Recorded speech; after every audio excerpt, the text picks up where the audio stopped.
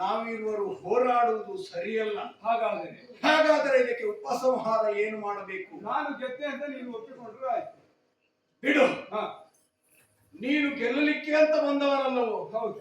ನಾನು ನಿನ್ನನ್ನ ಮೆಚ್ಚಿದ್ದೇನೆ ಅಂತ ಹೇಳಿದ ಮೇಲೆ ನೀನು ಗೆದ್ದ ಹಾಗೆ ಹೌದಲ್ಲವೋ? ನಾನು ಗೆದ್ದ ಮಾತ್ರಕ್ಕೆ ನೀನು ಸೋತಂತೆ ಅಲ್ಲ. ಅಲ್ಲ, ಮಾಗದ ಕಂಸನ ಜೊತೆಗೆ ಸೋತ ಅಂತ ಆಗುವುದಿಲ್ಲ.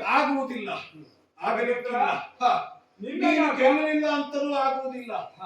ಸರಿಸಮನಾದ ಪರಾಕ್ರಮಿಗಳು ಇರಬೇಕು ಜಗತ್ತಿನಲ್ಲಿ. ಸರಿ, ಯಾಕೆ ಬಲ್ಲೆಯೋ? ಅತುಲ ಬಲ ಪರಾಕ್ರಮಿಗಳು ಹೋರಾಟ ಮಾಡಿದರೆ ಇಬ್ಬರಿಗೂ ನಷ್ಟವಾಗುತ್ತದೆ, ಲೋಕಕ್ಕೆ ನಷ್ಟವಾಗುತ್ತದೆ. ಹಾಗಾಗಬಾರದು ಅಂತಾದರೆ ಎರಡು ಪರಾಕ್ರಮಿಗಳು ಒಂದಾಗಬೇಕು. ಒಂದಾಗಬೇಕು ಅಂತಾದರೆ ಒಂದು ಸಂಬಂಧ ಕಾರಣಗಳು ಬೇಕು. ನಾನು ನಿನ್ನ ಜೊತೆಗಾರನಾಗಬೇಕು, ನೀನು ಆಗಬೇಕು. ಹೌದಲ್ಲವೋ? ನನ್ನ ಮಕ್ಕಳನ್ನ ನೀನು ಯುದ್ಧ ಮಾಡಿ ಸೋಲಿಸಿದ್ದೀಯ, ಅವರನ್ನು ನಾನು ಗೆದ್ದಿದ್ದೇನೆ. ಹಾಗಿದ್ರೆ ಗೆದ್ದಿರುವ ಮನುಷ್ಯನಿಗೆ ಅವ ಯುದ್ಧದಲ್ಲಿ ಪಡೆದುಕೊಂಡಿದ್ದು ಸೇರುವುದು ಯೋಗ್ಯವಾಗಿದೆ. ಹಾಗಾಗಿ ಯೋಗ್ಯವಾದಂತ ವ್ಯಕ್ತಿ ನೀನು ಹೌದು ಎನ್ನುವುದನ್ನು ಬಲ್ಲೆ. ದೂತ ಹೇಳಿದ್ದನ್ನು ನಾನು ಬಲ್ಲೆ. ನನ್ನ ಮಕ್ಕಳು ನಿನಗೆ ಸುಮ್ಮನೆ ಬಿಡ್ಲಿಲ್ವಂತೆ. ಸುಮ್ಮನೆ ಬಿಡುವುದಿಲ್ಲ. ಅಲ್ಲಿ ಹೋದ್ರೆ ಮಂಗಳಾರತಿ ಮಾಡ್ತಾನೆ ಅಂತ ಹೇಳಿ ಕಳಿಸಿದ್ದಾರಂತೆ. ಹಾಗಾಗಿ ನಿನ್ನನ್ನು ಹಾಗೆ ಕಳಿಸುವುದಿಲ್ಲ, ಒಂದು ಮಂಗಳಾರತಿಯನ್ನು ಮಾಡೇ ಕಳಿಸ್ತೇನಂತೆ. ಆ ಮಂಗಳಾರತಿಗೆ ಪೂರ್ವದಲ್ಲಿ ಏನಾದ್ರೂ ಒಂದು ವ್ಯವಹಾರ ಆಗಬೇಕು. ನಿನ್ನದಾಗಿರುವಂತಹ ಉತ್ಸಾಹಭರಿತ ಮಾತುಕತೆಗೆ ನನ್ನ ಒಪ್ಪಿಗೆ ಇದೆ. ನಿನ್ನ ಕುರಿತಂತಹ ಯಾವುದೇ ದ್ವೇಷದಿಂದ ನಾನು ಇಲ್ಲಿಗೆ ಬಂದವನಲ್ಲ. ನನ್ನ ಪೌರುಷವನ್ನು ಲೋಕಕ್ಕೆ ಕಾಣಿಸಿಕೊಳ್ಳಬೇಕು, ನಾನೊಬ್ಬ ವಿಶೇಷ ವ್ಯಕ್ತಿ ಎನ್ನುವುದು ಜಗತ್ತು ತಿಳಿಯಬೇಕು ಎನ್ನುವ ಕಾರಣಕ್ಕಾಗಿ ಅದಕ್ಕೆ ನಿದರ್ಶನನಾಗಿ ನಿನ್ನನ್ನೇ ಇಟ್ಟುಕೊಂಡವ. ಮಗಲೇಂದ್ರ, ನನ್ನ ಬಾಹು ಬಲವನ್ನ ನೀನು ಪರೀಕ್ಷಿಸಿ ಮೆಚ್ಚಿಕೊಂಡವ. ಎಂದ ಮೇಲೆ ಲೋಕ ನನ್ನನ್ನು ಒಪ್ಪಿಕೊಂಡಿದೆ ಅಂತ ಭಾವಿಸಿಕೊಳ್ತೇನೆ. ನಿಜ. ಹಿರಿಯನಾದ ನಿನ್ನ ಮಾರ್ಗದರ್ಶನ ಇನ್ನು ಮುಂದೆ ಹೇಗಿರ್ತದೆ ಅದನ್ನು ಒಪ್ಪಿಕೊಳ್ಳುವವ ನಾನು. ನಿಜ. ಹಾಗಿದ್ದರೆ ಇಲ್ಲಿ ಕೇಳು. ಪ್ರಾಯ ಸಮರ್ಥರಾದಂತ ನನ್ನ ಮಕ್ಕಳಿಗೆ ಯೋಗ್ಯನಾದ ವರನನ್ನ ನಾನು ಹುಡುಕುತ್ತಾ ಇದ್ದೇನೆ. ಸರಿ, ನಿನ್ನಲ್ಲಿ ಆ ಗುಣಲಕ್ಷಣಗಳು ಸಂಪೂರ್ಣವಾಗಿ ನನಗೆ ಕಾಣುತ್ತಾ ಇದೆ. ಅವರನ್ನ ನೀನು ಗೆದ್ದಿದ್ದೀಯ. ಅಷ್ಟೇ ಅಲ್ಲ, ನನ್ನನ್ನ ನೀನು ಮೆಚ್ಚಿಸಿದ್ದೀಯ. ಆ ಕಾರಣಕ್ಕೆ ನಾವಿರುವರು ಒಂದಾದರೆ ಗಾಳಿ ಬೆಂಕಿಗಳು ಒಂದಾದಂತೆ ಲೋಕವನ್ನೇ ಜಯಿಸಬಹುದು. ಸಮಸ್ತ ಆರ್ಯಾವರ್ತವನ್ನೇ ನಮ್ಮ ಅಡಿಯಾವರಣದಲ್ಲಿ ಕೆಳಗಿಕೊಳ್ಳುವುದಕ್ಕಾಗಿ ನಿಜ ನಾವಿರುವರು ಒಂದಾಗಬೇಕು. ನೀನು ವಿವಾಹ ಮಾಡಿಕೊಳ್ಳಬೇಕು. ಹಿರಿಯನಾದ ನಿನ್ನ ಮಾತಿಗೆ ನನ್ನ ಒಪ್ಪಿಗೆ ಇದೆ. ಹಾಗಿದ್ದ ಮೇಲೆ ಇಲ್ಲಿ ಇನ್ನು ಕಾಲಹರಣ ಮಾಡುವುದಲ್ಲ, ವಿವಾಹ ಮಂಗಲೋತ್ಸವವನ್ನು ಆಚರಿಸುವ ವ್ಯವಸ್ಥೆಯನ್ನು ಮಾಡಿಕೊಳ್ತೇನಂತೆ.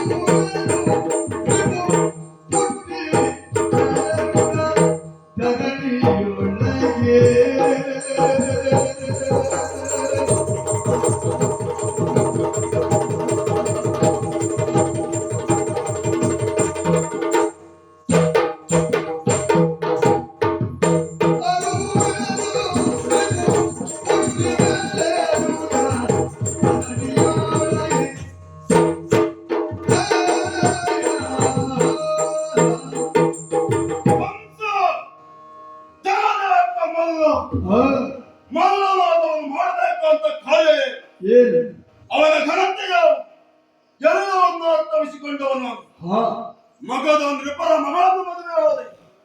ಆಮೇಲೆ ಈ ಸಿಂಹಾಸನವನ್ನು ಏರಿ ಹಾ ರಾಜ್ಯಭಾರ ಮಾಡುವುದರ ಜೊತೆಯಲ್ಲಿ ಹಾ ಕರ್ತವ್ಯಕ್ಕೆ ಲೋಪ ಆಗಬಾರದು ಎಂಬ ಕಾರಣಕ್ಕಾಗಿ ನನ್ನ ಒಡಂಸು ತಂಗಿಯಲ್ಲದೆ ಹೋದರು ಹಾ ನನ್ನ ಚಿಕ್ಕಪ್ಪನ ಮಗಳು ಹಾ ದೇವಕಿಗೆ ಯೋಗ್ಯವರನ್ನ ಕೊಟ್ಟು ಮದುವೆ ಮಾಡಬೇಕು ಹಾ ಎಂಬ ಕಾರಣಕ್ಕಾಗಿ ಹಾ ವಸುದೇವನಿಗೆ ಕೊಟ್ಟು ಮದುವೆ ಮಾಡಿದೆ. ಹಾ ಮದುವೆ ಹೇಗಿರಬೇಕು? ಹಾ ಮೂರು ಲೋಕವು ಬೆರಗಾಗಬೇಕು ಹೌದು ಎಂಬ ರೀತಿಯಲ್ಲಿ ಮದುವೆಯನ್ನು ಮಾಡಿ ಪೂರೈಸಿದೆ. ಹಾ ಹಾಗೆ ನನ್ನ ಮಗಳು, ಹಾ ನನ್ನ ತಂಗಿ, ನನ್ನ ಭಾವನ ಮೆರವಣಿಗೆ ಹೇಗಿರಬೇಕು? ಹಾ ಜಗ ನೋಡುವಂತಿರಬೇಕು ಹಾ ಎಂಬ ಕಾರಣಕ್ಕಾಗಿ ಒಂದು ಪಲ್ಲಂಗವನ್ನ ಸಿದ್ಧಪಡಿಸಿದೆ. ಅದನ್ನು ನನ್ನ ತಂಗಿ ಭಾವವನ್ನು ಕುಳ್ಳಿರಿಸಿದೆ. ಹಾ ವ್ರತವನ್ನು ಹೊಡೆಯುವುದಕ್ಕೆ ಚಮ್ಮಟ್ಟಿಗೆಯನ್ನು ಹಿಡಿದು ನಾನೇ ಮುಂಭಾಗದಲ್ಲಿ ಕುಳಿತೆ. ಹಾ ಊರ ಮುಂಗಡೆಯಲ್ಲಿ ಹೋದಂತಹ ಸಂದರ್ಭದಲ್ಲಿ ಹಾ. ಜಯಿತಲ್ಲ ಮಾಡಿ, ಹೌದು ಕಂಸ ನಿನ್ನ ಆನಂದ ಬಹುಕಾಲ ಅಲ್ಲ, ಹಾ ಕ್ಷಣಿಕ. ಯಾವ ತಂಗಿ ಭಾವ ಎನ್ನುವಂತ ಸಂಭ್ರಮದಿಂದ ಮೆರೆಯುತ್ತಾ ಇದ್ದೀಯೋ ಹಾ ಇದೇ ತಂಗಿಯ ಉದರದಲ್ಲಿ ಹುಟ್ಟಂತ ಮಗುವಿನಿಂದ ನಿನಗೆ ಮೃತ್ಯು. ಹಾ ಕೇಳಿದ ಕ್ಷಣ ಹೊರ ಸಿಡಿಲೇ ಬಡಿಯಂತ ಅನುಭವ ಆಯಿತು. ಹಾ ಮರು ಕ್ಷಣದಲ್ಲಿ ತಂಗಿಯ ತುದಿಯ ಕೈಗೆ ಹಾ. ಸಿಕ್ಕಡಬೇಕು ಎನ್ನುವುದಾಗಿ ಮುಂದಾದ ಹಾ ಭಾವ ಒಂದು ಪಾದಕ್ಕೆ ಹೌದು ಓಹೋ, ಹೀಗೆ ಮಾಡುವುದು ಸರಿ, ಹೆಂಗಲೇ ಯೋಗ್ಯ ಅಲ್ಲ. ಹಾ ನಿನಗೆ ಮೃತ್ಯು ಇದ್ದದ್ದು ಇವಳ ಉದರದಿಂದ ಹುಟ್ಟಿದಂತ ಮಗುವಿನಿಂದ. 8ನೇ ಗರ್ಭದಲ್ಲಿ ಮೇಲೆ ಹುಟ್ಟಿದ ಎಲ್ಲ ಮಕ್ಕಳನ್ನು ತಂದು ಕೊಡ್ತೇನೆ ಹಾ ಎನ್ನುವಾಗಿ ಮಾತು ಕೊಟ್ಟ ಹಾ. ಇಂಥ ಕಾರಾಗೃಹಕ್ಕೆ ಹಾ ಹುಟ್ಟಿತಲ್ಲ ಒಂದು ಮಗು ತಂದಿತ್ತ. ಆಗ ಯೋಚನೆ ಮಾಡಿದ್ದು ಏನು? ಒಂದಲ್ಲ 8 ಹಾ ಎನ್ನುವಾಗಿ 6 ಮಗುವನ್ನು ಬಿಟ್ಟೆ. ಹಾ 7ನೇ ಮಗು ಮಾಯವಾಗಿ ಹೋಯಿತು. ಹಾ 8ನೇ ಮಗು ಹಾ ಹುಟ್ಟುತ್ತದೆ ಎನ್ನುವಾಗಿ ಯೋಚನೆ ಮಾಡಿದ್ರೆ ಹಾ ಎಲ್ಲಿ ಹೋಯ್ತು ಅಂತ ಗೊತ್ತಿಲ್ಲ. ಓಹೋ ಮತ್ತೆ ರಾತ್ರಿ ಕಾಲದಲ್ಲಿ ಕೂಗಿನ ಸ್ವರ ಕರೆ ತಂದು ಒಪ್ಪಿಸಿದ. ಹಾ ಹೆಣ್ಣು ಮಗು, ಹೆಣ್ಣಾದರೇನು ಗಂಡಾದರೇನು ಹಾ ನನ್ನ ಪಾದ ಮೃತ್ಯು ಎಂದು ಹಾ ಮುಗಿಸಲಾಬೇಕು ಎಂಬ ಕಾರಣಕ್ಕಾಗಿ ಕಾಲಿಯ ಕೈಗೆ ಖರ ಖರ ಖರ ಖರ ತಿರುಗಿಸಿ ನೆಲಕ್ಕೆ ಅಪ್ಪಳಿಸಬೇಕು ಹಾ ಎನ್ನುವುದಾಗಿ ಎತ್ತಿದ್ರೆ ಹಾ ನವಾಮಂಡಲವನ್ನು ಸೇರಿತಲ್ಲ. ಹಾ ಅಲ್ಲಿ ಹೋಗಿ ಆಡುತ್ತ ನೋಡಿ, ಹಾ ಕಂಸ ನಿನ್ನ ಗಂಟಲಲ್ಲಿ ಇಳಿಯುವ ತುತ್ತು ನಾನಲ್ಲ, ಹಾ ನಿನ್ನ ಪಾಲಿನ ಮೃತ್ಯು ನನ್ನ ಗೋಕುಲದಲ್ಲಿ ಹಾ ನಾನಲ್ಲ ಎನ್ನುವುದಾಗಿ ಆಡಿತಲ್ಲ. ಆ ಕ್ಷಣಕ್ಕೆ ತೀರ್ಮಾನ ಮಾಡಿದೆ, ಮುಗಿಸಬೇಕು. ಯಾವ ರೀತಿ ಎನ್ನುವುದಾಗಿ ಬಹುಪರಿಯಾಗಿ ಯೋಚನೆ ಮಾಡಿ ಬಹುಪರಿಯಾಗಿ ಕಾರ್ಯವನ್ನು ಕೈಗೊಂಡೆ. ಹಾ ಯಾವುದು ಫಲಕಾರಿ ಆಗಲಿಲ್ಲ. ಫಲಕಾರಿ ಆಗಬೇಕು. ಒಬ್ಬ ಇದ್ದಾನೆ, ಅಕ್ರೂರ. ಜನರಿಯ ಕ್ರೂರದ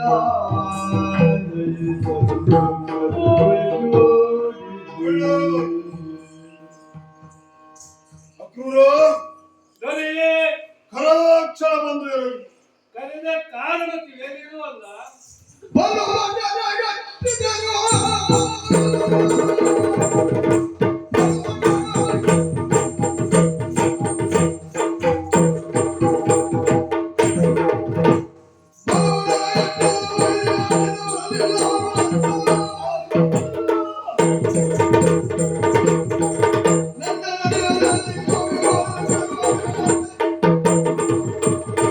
ಅಕ್ರೂರ, ನನ್ನ ಜೀವನದ ಯೋಚನೆ ಏನು, ಉದ್ದೇಶ ಏನು ಎಲ್ಲವನ್ನು ಸ್ಪಷ್ಟವಾಗಿ ತಿಳಿದುಕೊಂಡವನಿ. ಹೌದು ನನ್ನಪ್ಪ ನನ್ನ ಮೃತ್ಯು ಹೌದು ನನ್ನ ಗೋಪುರದಲ್ಲಿದೆ ಓಹೋ ಎನ್ನುವಾಗಿ ತಿಳಿದ ಆ ಕ್ಷಣದಿಂದ ಈ ಕ್ಷಣವರೆಗೆ ಹೌದು ಹಗಲು ರಾತ್ರಿ ನಿದ್ದೆ ಕಳೆದುಕೊಂಡವನು. ಹೌದು ಅವನನ್ನು ಮುಗಿಸಬೇಕು. ಬಹಳ ಪ್ರಯತ್ನ ಪಟ್ಟವನಿ. ಆದ್ರೆ ಭಟರನ್ನೆಲ್ಲ ಕಳುಹಿಕೊಟ್ಟೆ. ಹೌದು ಆದ್ರೆ ಏನು ಮಾಡೋಣ, ಹೋದವರೆಲ್ಲ ಹೋದ್ರೆ ಮೇಲೆ ಹೋದ್ರು. ಕಾರ್ಯವನ್ನು ಮುಗಿಸಿ ಬರಲಿಲ್ಲ. ಹೌದು. ಈಗ ಆನಂದ ವೈರಿಯನ್ನು ಹ. ಕೊಲ್ಲಲಾಗಬೇಕು ಎಂಬ ತೀರ್ಮಾನಕ್ಕೆ ಬಂದವ ನಾನು. ಅವನನ್ನ ಹ್ಮ್. ಮುಗಿಸಲೇಬೇಕು. ಓ ಆ ಕಾರಣಕ್ಕಾಗಿ ನಿನ್ನನ್ನ ಕರೆ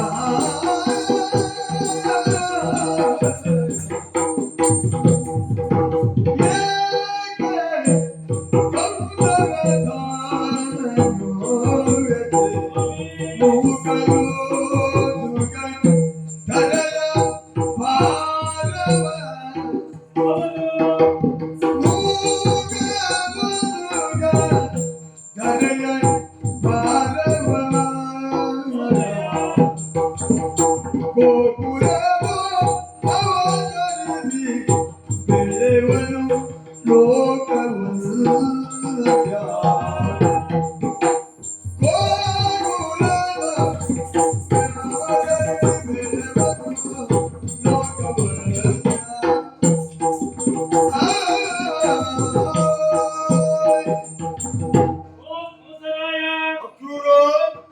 ಯಾಕೆ ಈ ವಿಧದ ವಿಚಿತ್ರವಾದ ಮನೋಸ್ಥಿತಿಯನ್ನು ತಡೆಯುತ್ತೆಯೋ ಗೊತ್ತಾಗ್ತಾ ಇದೆ. ಈಗಾಗಲೇ ಗೋಕುಲದಲ್ಲಿ ಬೆಳೆಯುತ್ತಿದ್ದಾರೆ ಎಂಬುದು ಸ್ಪಷ್ಟವಾಗಿದೆ.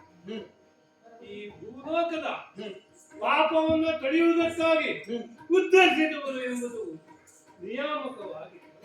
ಹೀಗಿದ್ದರೂ ಅಂತಹ ಆ ದೇವರು ಎಂಬುದಾಗಿ ಸ್ಪಷ್ಟಪಡಿಸಿದರೂ ಕೂಡ ಅವರನ್ನ ಕೊಲ್ಲಲೇಬೇಕು ಎಂಬ ಹಠವನ್ನು ಮಾಡ್ತಿದ್ದೆಲ್ಲ. ಈ ಭೂಭಾರದ ಹರಣ ಕಾರ್ಯದಲ್ಲಿ ಮುಂದಾಗುವುದಕ್ಕಾಗಿ ಬಂದವನು ಆತ ಎಂಬುದು ಈಗಾಗಲೇ ವಿಧಿತವಾಗಿದೆ. ಎಂತೆಂತಹ ಜಟ್ಟಿಗಳನ್ನೆಲ್ಲ ನೀವು ಕಳಿಸಿ ಸಾಲದಂತೆ ಪೂಜನೆಯನ್ನು ಕೂಡ ಅಲ್ಲಿಯವರೆಗೂ ಕಳಿಸಿದೆ. ಸಾರ್ಥಕವಾಯಿತೇನು? ಕಂಸ ಮಾಡಿದ ಕೆಲಸವೆಲ್ಲ ಹೊಳೆಯಲ್ಲಿ ಮಾಡಿದ ಹೋಮವೇ ಆಯ್ತೇ ಹೊತ್ತು ಒಬ್ಬರು ಜಯಸಿರಿಯನ್ನ ತರಲಿಲ್ಲ. ಇರುವಾಗ ಇಂತಹ ಪ್ರಯತ್ನದಲ್ಲಿ ಮತ್ತೆ ಮತ್ತೆ ಮುಂದುವರಿಯಬೇಡ. ಇದು ಸ್ವಲ್ಪ ಬದಲಾವಣೆಯಾಗು.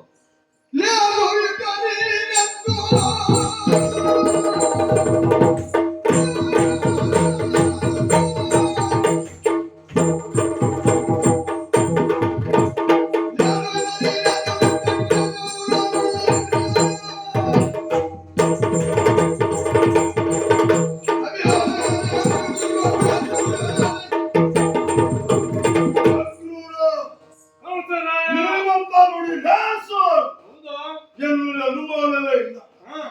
ನಾನು ಕಳುಹಿಕೊಟ್ಟವರನ್ನೆಲ್ಲ ಕೊಂದು ಮುಗಿಸಿದ್ದಾರೆ. ಅವರೆಲ್ಲ ನನಗೆ ಆಪ್ತರು. ನಾನು ಕಾಲಲ್ಲಿ ತೋರಿಸಿದ್ದನ್ನ ತಲೆಯಲ್ಲಿ ಹೊತ್ತು ಮಾಡುವವರು. ನಿಜ, ನನ್ನ ಆಪ್ತರನ್ನೆಲ್ಲ ಅಂತಕ ಆಲಯಕ್ಕೆ ಕಳಿಸಿದ್ದಾನೆ. ಅತಿಥಿಯನ್ನಾಗಿ ಕಳುಹಿಕೊಟ್ಟಿದ್ದಾರೆ ಎಂದಾದೇನೆ ಹೌದಯ್ಯ. ಅವರು ನನ್ನ ಪಾಲಿಗೆ ಅತಿಥಿಗಳಾಗ್ತಾರ. ನನ್ನ ಪಾಲಿಗೆ ಅವರು ಅಳಿಯಂದಿರಾಗ್ತಾರ. ಹೆಚ್ಚೇಕೆ ನನ್ನ ಪಾಲಿಗೆ ಅವರು ಮೃತ್ಯು ಸದೃಶರು ಎನ್ನುವನ್ನು ಸ್ಪಷ್ಟವಾಗಿ ಅರ್ಥೈಸಿಕೊಂಡವ ನಾನು. ಇನ್ನು ಹೇಳಿ ಒಂದು ಮಾತು ಕೇಳ್ತೇನೆ. ಮನೆಯ ಒಳಗಡೆ ಉರಿಯುವ ಬೆಂಕಿ ಎನ್ನುವುದಾಗಿ ಮಹಡಿಗೆ ಇಟ್ಟರೆ ಮಹಡಿ ಸುಡದೆ ಇರ್ತದೇನೋ? ಸತ್ಯ, ಸುಡಲೇಬೇಕು. ಹಾಗೆ ನನ್ನ ಸೋದರ ಅಳಿಯಂದಿರು ಎಂಬ ಕಾರಣಕ್ಕಾಗಿ ಪ್ರೀತಿ ಮಮತೆಯನ್ನು ತೋರಿ ಅವರನ್ನ ಸೊರವುದಕ್ಕೆ ಹೋದ್ರೆ ನನ್ನ ಪಾಲಿನ ಮೃತ್ಯುವಾಗಿ ಅವರು ಕಾಡುತ್ತಾರೆ ಎನ್ನುವುದು ನನಗೆ ತಿಳಿದಿರುವಂತಹ ವಿಚಾರ. ಒಬ್ಬ ವ್ಯಕ್ತಿಗೆ ಹುಟ್ಟು ಸಹಜ, ಸಾವು ಖಚಿತ. ಆದ್ರೆ ಹುಟ್ಟು ಎಂದು ಸಾವು ಎಂದು ಎನ್ನುವುದು ಯಾರಿಗೂ ತಿಳಿದುಕೊಳ್ಳುವುದಿಲ್ಲ. ಆದ್ರೆ ಜೀವಿ ಪ್ರತಿನಿತ್ಯವೂ ಇದ್ದು ಸತ್ತು ಬದುಕುವುದೇ ಇದೆ. ಸತ್ತು ಬದುಕುವುದು ಹೇಗೆ? ಅಳಿಯುವುದು ಕಾಯ, ಉಳಿಯುವುದು ಕೀರ್ತಿ. ಹಾಗೆ ಇವತ್ತು ನಾನು ಕೃಷ್ಣ ನನ್ನ ಮೃತ್ಯು ಕಣ್ಣು ಮುಂದೆ ಇದೆ ಎನ್ನುವುದಾಗಿ ಬದುಕಿ ಬದುಕಿ ಸಾಯುತ್ತಾ ಇದ್ದೆ. ಇದಕ್ಕೆ ಕಾರಣ ಯಾರು? ವಿಧಿ! ಆ ವಿಧಿಗೆ ಸವಾಲನ್ನು ಬದುಕುತ್ತಾ ಇದ್ದವ ನಾನು. ಆ ವಿಧಿ ನಿನ್ನ ಪಾಲಿಗೂ ಅಲ್ಲ, ಈ ಮಧುರೆ ಮತ್ತೊಬ್ಬರ ಪಾಲಿಗೂ ನಿನ್ನ ಸಾವು ಇತ್ತವೆಂದರೆ ಏನದಾಗಿ ತೋರ್ಪಡಿಸಿದೆಯೋ? ತೋರ್ಪಡಿಸಲಿಲ್ಲ. ಆದ್ರೆ ನನ್ನ ಪಾಲಿಗೆ ಇದೇ ಮೃತ್ಯುವನ್ನು ತೋರ್ಪಡಿಸಿದ ಮೇಲೆ ಆ ಮೃತ್ಯುವನ್ನು ಅಳಿಸದೆ ಉಳಿದಂತಾದರೆ ನನಗೆ ನನ್ನ ಪುರುಷತ್ವಕ್ಕೆ ಘನತೆ ಉಂಟು. ಮೃತ್ಯುವನ್ನ ಪೂಜಿಸಬೇಕಂತ ಅನಿವಾರ್ಯತೆ ನನಗೆ ಉಂಟು. ಅಂತ ಅನಿವಾರ್ಯತೆ ನನಗೆ ಬೇಕಾಗಿದೆ. ಆ ಮೃತ್ಯುವನ್ನು ಮುಗಿಸಲೇಬೇಕು ಎಂಬ ತೀರ್ಮಾನಕ್ಕಾಗಿ ಬಂದವನು. ಹಾಗೆ ನೀನೆಂದ ಹಾಗೆ ಅವನು ಲೋಕವನ್ನ ಸಲಹುವುದಕ್ಕೆ ಬಂದವನೇ ಆದ್ರೆ ಎಲ್ಲರನ್ನು ಒಂದೇ ರೀತಿಯಲ್ಲಿ ನೋಡಲಿ. ಅದನ್ನ ಬಿಟ್ಟು ಈ ವಿಧಿ ನನ್ನ ಪಾಲಿಗೆ ಹೇಗೆ ಅಣಗಿಸ್ತಾ ಇದೆ ಅಂತ ಆದ್ರೆ ಆ ವಿಧಿಗೆ ವಿರುದ್ಧವಾಗಿ ನಿಲ್ಲಲೇಬೇಕು. ಜನನು ನಗುತ್ತ ನಕ್ರೂರ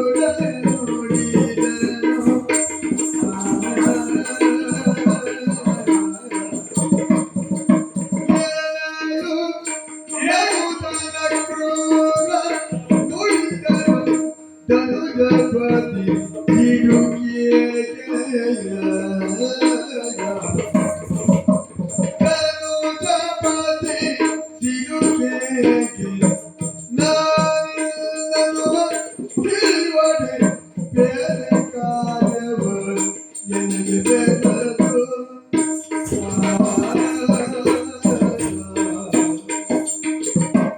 ಓ ಕುಂಸೇಂದ್ರ, ಏನು ಮಾಡುವುದು ಹೇಳು?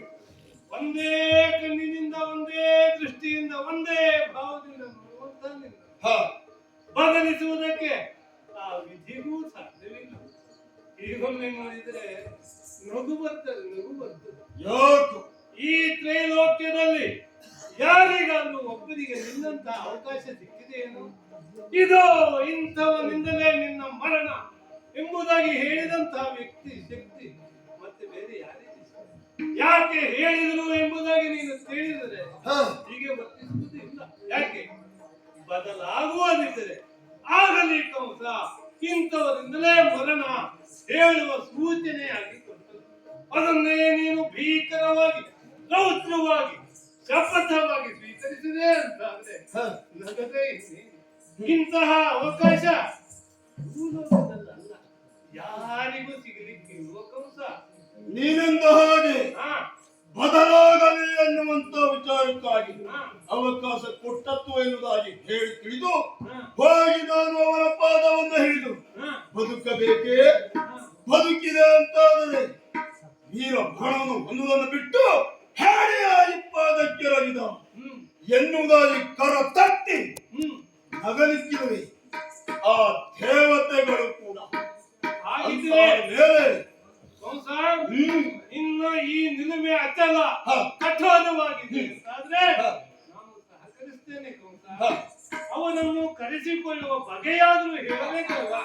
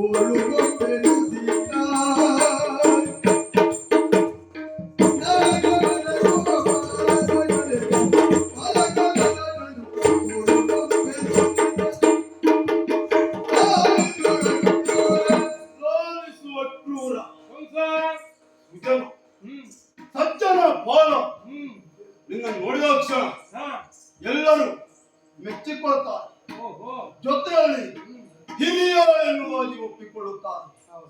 ಅನುಭವಸ್ಥ, ಚಾಣಾಕ್ಷ, ಮಧ್ಯವರ್ತ ಎನ್ನುವುದಾಗಿ ಪ್ರತಿಯೊಬ್ಬರೂ ತಿಳಿದ್ದಾರೆ. ಅಂತ ಮತಿವಂತನೋ ಅಂತ ನಿನ್ನಲ್ಲಿ ಈ ವಿಚಾರವನ್ನು ಮನ ಬಿಚ್ಚಿ ಮಾತಾಡುವುದು ನೆಮ್ಮದಿ ಸಂತೋಷವಾಗ್ತಾ ಇದೆ. ಯಾವುದೇ ಸಂಕೋಚವೂ ಬೇಡ. ಯಾಕೆಂದ್ರೆ ನೀನೆಂದು ಹಾಗೆ ಅವನು ದೇವ ಭಕ್ತರನ್ನ ಸಲಹುತ್ತಾನೆ. ಭೂಮಿಯ ಭಾರವನ್ನ ಇಡುವುದಕ್ಕೆ ಬಂದಂತ ಭಗವಂತ ಎನ್ನುವುದಾಗಿ ಆಳ್ತಾ ಇದ್ದೇನೆ.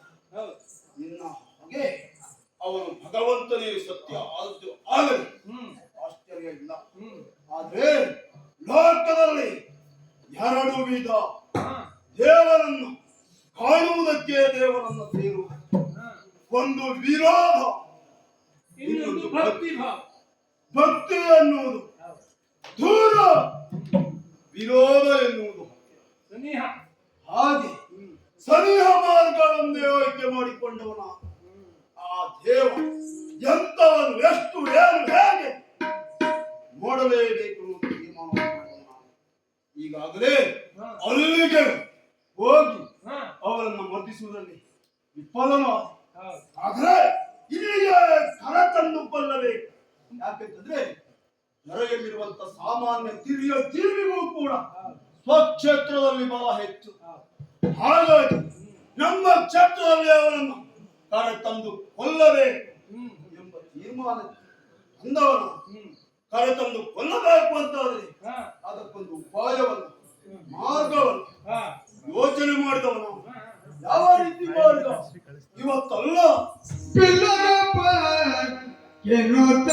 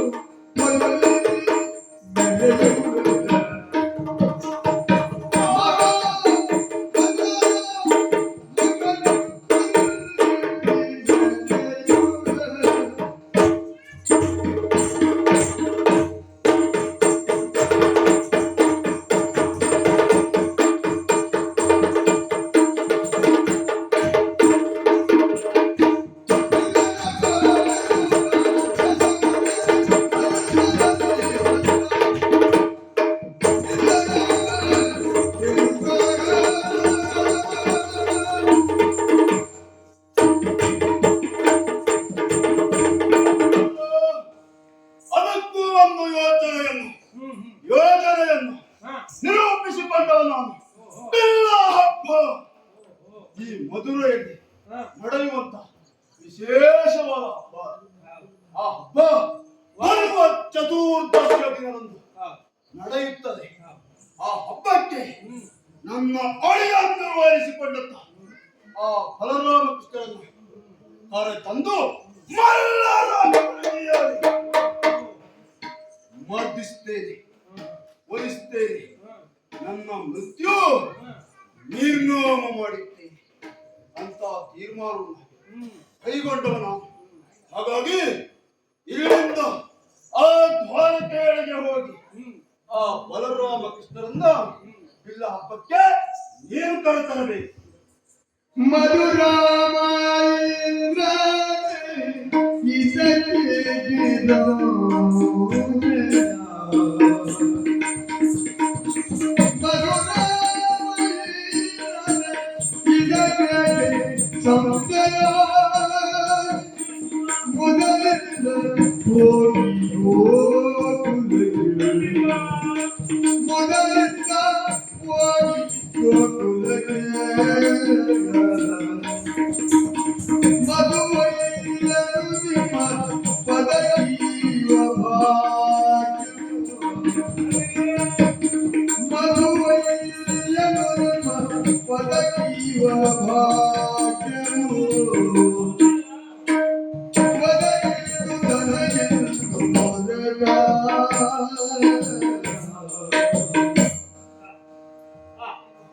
ಹಾಸ್ಯ ಎಂಬುದು ತಾನಾಗಿಯೇ ಕೂಡಿ ಬರ್ತಾ ಇದೆ. ರಾಜೇಂದ್ರ, ನೀನೇನೋ ಅವರನ್ನು ಕೊಲ್ಲುವುದಕ್ಕೋ ಕೊಲ್ಲಿಸುವುದಕ್ಕೋ ಕರೆಸ್ತಿದ್ದೀಯ. ನಿಜ. ಆದರೆ ನನ್ನ ಭಾವ ಅದಲ್ಲ. ಅಂತಹ ಶ್ರೀ ಬಲರಾಮ ಕೃಷ್ಣರನ್ನ ಕಾಣುವಂತಹ ಭಾಗ್ಯ ಪ್ರಥಮವಾಗಿ ಮೊದಲೆಯಿಂದ ದೊರಕಿದ್ದು ನನಗಲ್ಲವೇ? ಖಂಡಿತಕ್ಕೂ ಈ ವಿಷಯದಲ್ಲಿ ನೀನು ಸಂಪನ್ನ ಮೂರ್ತಿ ಎಂಬುದಾಗಿ ನಾನು ಭಾವಿಸ್ತೇನೆ. ನನ್ನ ದೃಷ್ಟಿಯಲ್ಲಿ ಕಂಸ ನೀನು ಮಹಾನ್ ಮಹಾನ್ ವ್ಯಕ್ತಿ. ಯಾಕೆಂದ್ರೆ ಇಂತಹ ಸುಯೋಗವನ್ನು ಕರೆದು ಕೊಟ್ಟಿಯಲ್ಲ, ಇನ್ಯಾರನ್ನೋ ಕಳಿಸಿದ್ರೆ ಈ ಭಾಗ್ಯ ನನಗೆ ಸಿಗುತ್ತಿತ್ತು. ಆದ್ದರಿಂದ ಕಂಸ ನೀನು ಯಾವುದೇ ಭಾವವನ್ನು ವೈರತ್ವವನ್ನು ಯಾವ ರೀತಿಯಲ್ಲಿ ಇದ್ರು ಆ ಬಲರಾಮ ಕೃಷ್ಣರನ್ನ ನೋಡುವಂತಹ ಯೋಗ ನನಗೆ ಸಿಕ್ತಲ್ಲ, ನನಗೆ ಮಾಡಿಕೊಟ್ಟಿಯಲ್ಲ. ಇದೋ ನಿನಗೆ ನೋಡುವ ಭಾಗ್ಯವನ್ನ ಕೊಟ್ಟಿದ್ದೇನೆ. ಹೌದು. ಆದ್ರೆ ಓದಿಸುವ ಭಾಗ್ಯ ನನಗೆ ನೀನು ಕಲ್ಕೊಂಡು ಬರ್ಬೇಕು.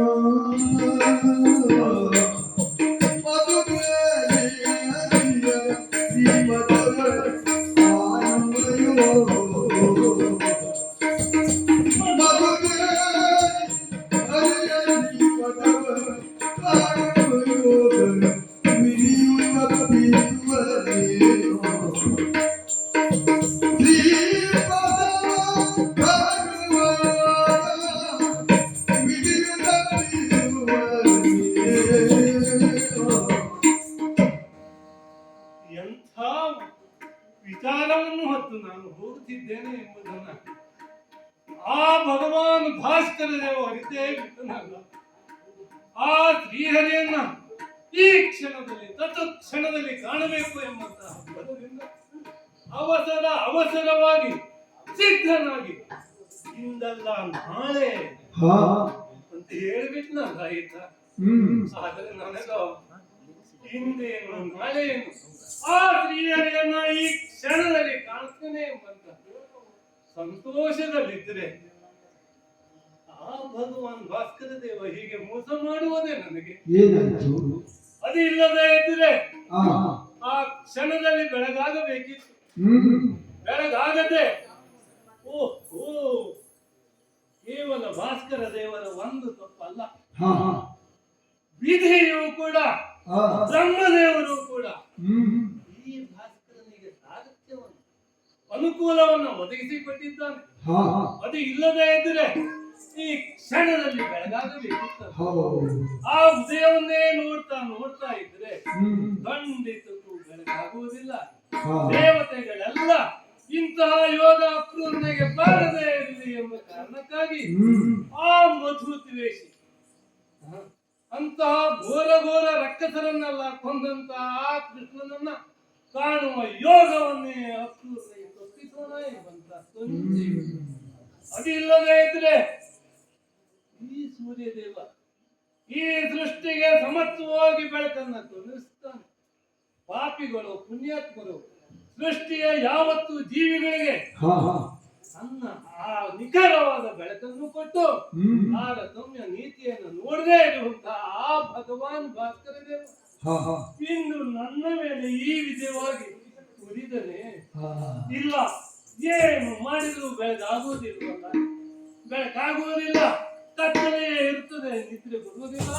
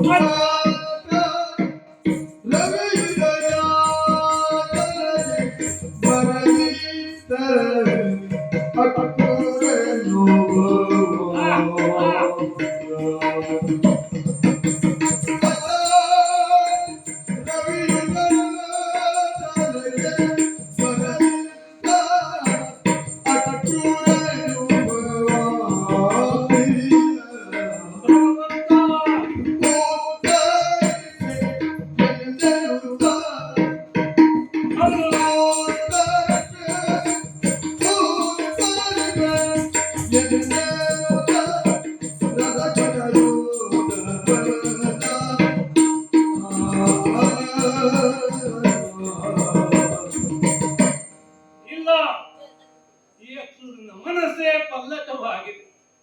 ಇನ್ನೇನಂತೆ ತನ್ನ ಸಮಯವನ್ನು ಅರಿತೆ ಶ್ರೀ ಭಗವಾನ್ ಭಾಸ್ಕರ ದೇವ ಬರಬೇಕಲ್ಲ.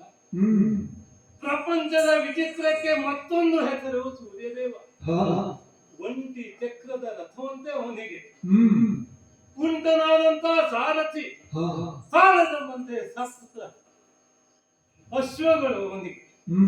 ಇಂತಹ ರಥವನ್ನಾಡಿರಿ ಬರುವಲ್ಲಿ ಏನೋ ಎಡವಟ್ಟಾಯಿತು ಎಂಬುದಾಗಿ ನಾನು ಭಾವಿಸಿದ್ದು ನನ್ನ ತವಕಕ್ಕೆ ಪೂರಕವಾಗಿ ಇದೆಯೇ ಹೊರತು ಭಗವಂತನ ಯಾವ ದೋಷವೂ ಇಲ್ಲ. ಅಂತಹ ಭಗವಂತ ಸೂರ್ಯದೇವ ಆ ಬೆಳಕನ್ನ ಹರಿಸಿದ್ದಾನೆ. ಇನ್ನು ತಡ ಮಾಡುವುದಲ್ಲ, ಆ ಹರಿಯನ್ನ ಕಾಣುವಂತಾಗಿ ನೇರವಾಗಿ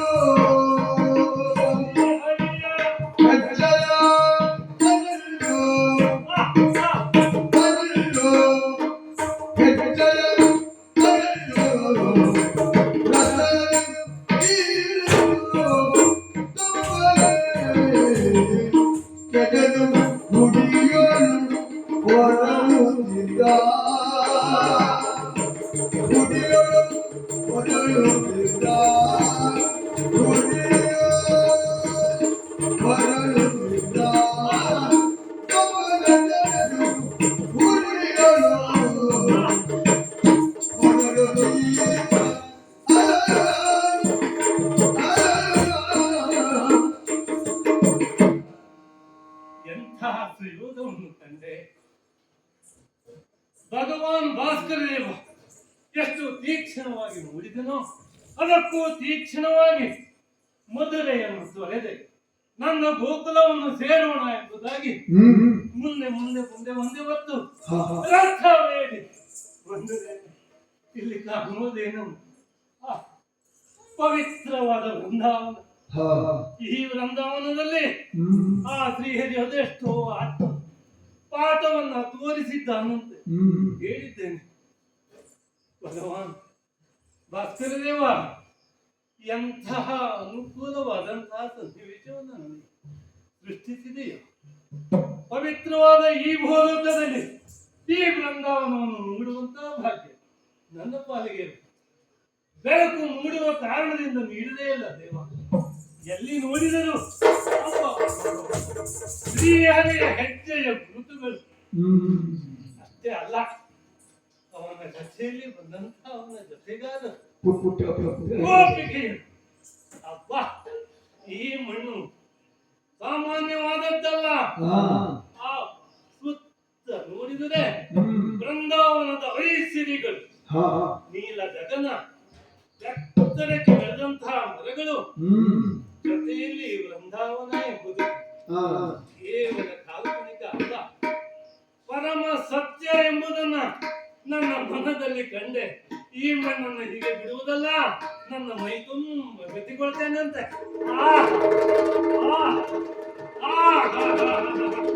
ಪಾವನವಾಯಿತು.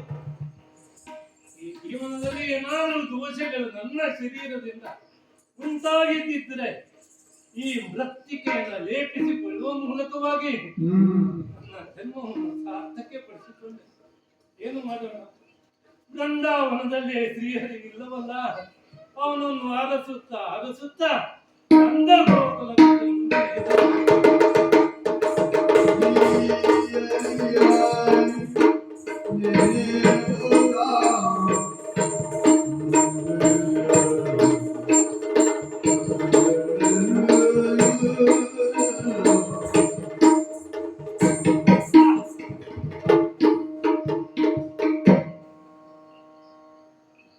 ಎಷ್ಟೇ ದೂರ ಬಂದು ನಡೆದರೂ ಕೂಡ ಈ ಪವಿತ್ರ ಭೂಮಿಯನ್ನ ತಿರುಗಿಯೇ ನನಗೆ ಮುಗಿತಾ ಇಲ್ಲ.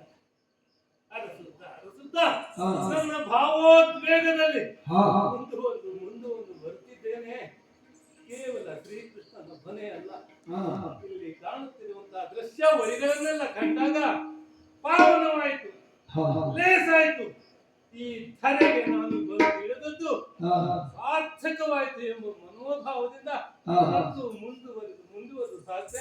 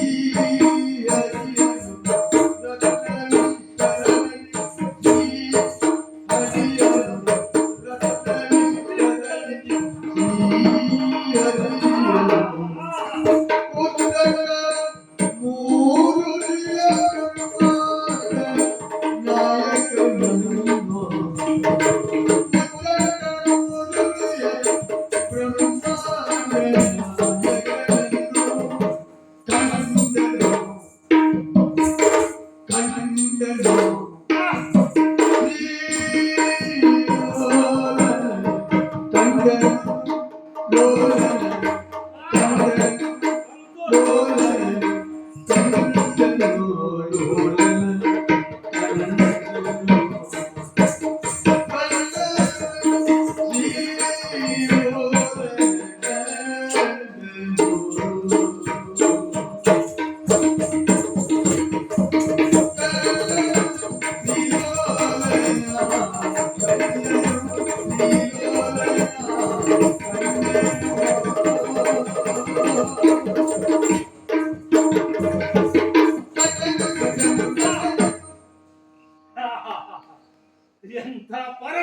ಸಾಕ್ಷಿಯಾದಂತಹ ಒಂದು ನಿಜವನ್ನು ಕಂಡ್ರೆ ಈ ಜೀವ ಇಲ್ಲಿಯವರೆಗೆ ಬದುಕಿದ್ದು ಸಾರ್ಥಕವಾಯಿತು ದೇವ, ಸಾರ್ಥಕವಾಯಿತು. ಎಷ್ಟೆಲ್ಲ ಆಶೋತ್ತರಗಳನ್ನು ಇಟ್ಟುಕೊಂಡು ಬದುಕಿದವ ನಾನಲ್ಲ. ಒಮ್ಮೆಯಾದರೂ ಶ್ರೀ ಹರಿಯ ದರ್ಶನ ಭಾಗ್ಯವನ್ನು ನೋಡೋಣ ಎಂಬ ಕಾರಣಕ್ಕಾಗಿ ಇಲ್ಲಿವರೆಗೆ ಬದುಕಿದ್ದು. ನಂದ ರೂಪದಲ್ಲಿ ಅದೆಷ್ಟು ಚಂದವಾಗಿ ಬೆಳೀತಿದ್ದೀಯ ದೇವ, ಬ್ರಹ್ಮಾಂಡ ನಾಯಕ ಮತ್ಯಾರಲ್ಲ, ದೇವ ದೇವೋತ್ತಮ, ದೇವತಾ ಸಾರ್ವಭೌಮ, ಅಖಿಲಾಂಡ ಕೋಟಿ ಬ್ರಹ್ಮಾಂಡ ನಾಯಕ. ಮತ್ತೆ ಯಾರಿದ್ದಾರೆ ನಿನ್ನ ಹೊರತಾಗಿ? ಅನಾತಿ ದೂರದಿಂದ ನಿನ್ನನ್ನು ಕಂಡಾಗ ಮೈಯೆಲ್ಲ ಪುಳಿಕಿತವಾಗ್ತಿದೆ, ಭಾವನೆ ಎಲ್ಲ ಶೂನ್ಯವಾಗ್ತಿದೆ, ಪ್ರಪಂಚ ನಶ್ವರ ಎಂಬ ಭಾವ ಬರ್ತಿದೆ. ಭಗವಂತ ಸಾರ್ಥಕವಾಯಿತು. ಶ್ರೀಲೋಲ ಶ್ರೀಲಕ್ಷ್ಮಿಯ ಒಡೆಯ ಸಾಕಾದ್ರು ನಿನ್ನನ್ನು ವರ್ಣಿಸುವುದಕ್ಕೆ ಆ ಸಹಸ್ರ ನಾಲಿಗೆಯುಳ್ಳ ಆದಿಶೇಷನೇ ತೋತಿದ್ದಾನಂತೆ. ನಾನೆಲ್ಲಿ ಬಡವ, ನಾಲಿಗೆಯು ಬಡವ. ಕೃಷ್ಣ ಕೃಷ್ಣ, ಈ ಲೋಕಕ್ಕೆ ಕಳೆಯುವ ಮಾತು ಕೃಷ್ಣ. ನೀನು ಕೇವಲ ಕೃಷ್ಣ ಅಲ್ಲ, ಕೃಷ್ಣ ಅಲ್ಲ ದೇವಾ, ಬ್ರಹ್ಮಾಂಡ ಕೊಡೆಯ ಇದೋ ನಿನಗೆ ಸಾಷ್ಟಾಂಗ. ಲಕ್ಷ್ಮೀ ಮನೋಹರನು ಅಕ್ರೂರನು ಕಾಣುತ್ತಾ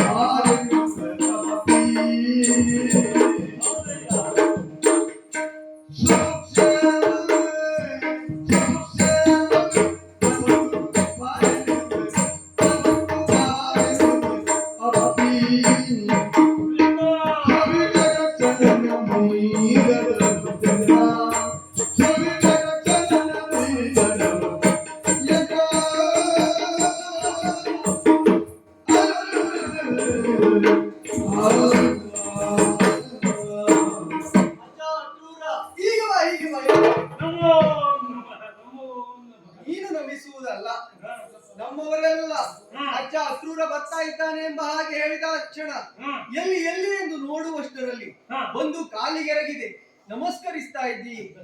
ಅಜ್ಜ, ಆಲಿಂಗನಕ್ಕೆ ಪ್ರಾಪ್ತವಾಗಬೇಕಾದವನು ನೀನು, ಕಾಲಿಗೆ ಬೀಳುವುದಲ್ಲ. ಅಜ್ಜ, ನಿನ್ನನ್ನು ನೋಡಿದಾಗ ಸಂತೋಷ ಆಯಿತು. ಶಾಪಗ್ರಸ್ತವಾದಂತಹ ವಂಶವಂತೆ ನಮ್ಮದು. ಅಂತಹ ವಂಶದಲ್ಲಿ ನಿನ್ನಂತಹ ಪರಮ ಭಾಗವತೋತ್ತಮರು ಜನಿಸಿದ್ದರಿಂದ ಆ ವಂಶಕ್ಕಿರುವಂತಹ ಕಳಂಕ ದೂರ ಆಯಿತು ಅಂತ ನನಗನಿಸುವುದು. ನಾವು ಭಾವಿಸುವುದು ಹಾಗಲ್ಲ ದೇವ. ಇಂತಹ ಕಳಂಕಿತ ವಂಶಕ್ಕೆ ದೇವದೇವತ್ವನಾದ ದೇವತಾ ಸಾರ್ವಭೌಮನಾದ ನೀನು ಜನಿಸಿದೆಯಲ್ಲ, ಇದು ಮಹಾನ್, ಇದು ಮಹಾನ್. ಅಜ್ಜ, ನಿನ್ನನ್ನು ಕಂಡಾಗ ಆನಂದನ ಮಾಡಿಕೊಳ್ಳಬೇಕು. ಇದು ನನ್ನ ಭಾಗ್ಯ. ಆದ್ರೆ ಅಲ್ಲಿಯೇ ನಾನು ತಡೆದು ನಿಲ್ಲುವುದು ಯಾಕೆ ಗೊತ್ತಾ? ಮೃದು ಮನಸ್ಸಿನ ಆದಂತಹ ನಿನಗೆ ನನ್ನ ಈ ಆಭರಣಗಳ ಕಠೋರತೆ ಏನಾದ್ರೂ ನಿನಗೆ ನೋವನ್ನುಂಟು ಮಾಡ್ತದೋ ಎಂಬ ದೃಷ್ಟಿಯಿಂದ ಒಮ್ಮೆ ಅನುಮಾನದಿಂದ ನಿಂತೆ. ಅಜ್ಜ, ನೀನು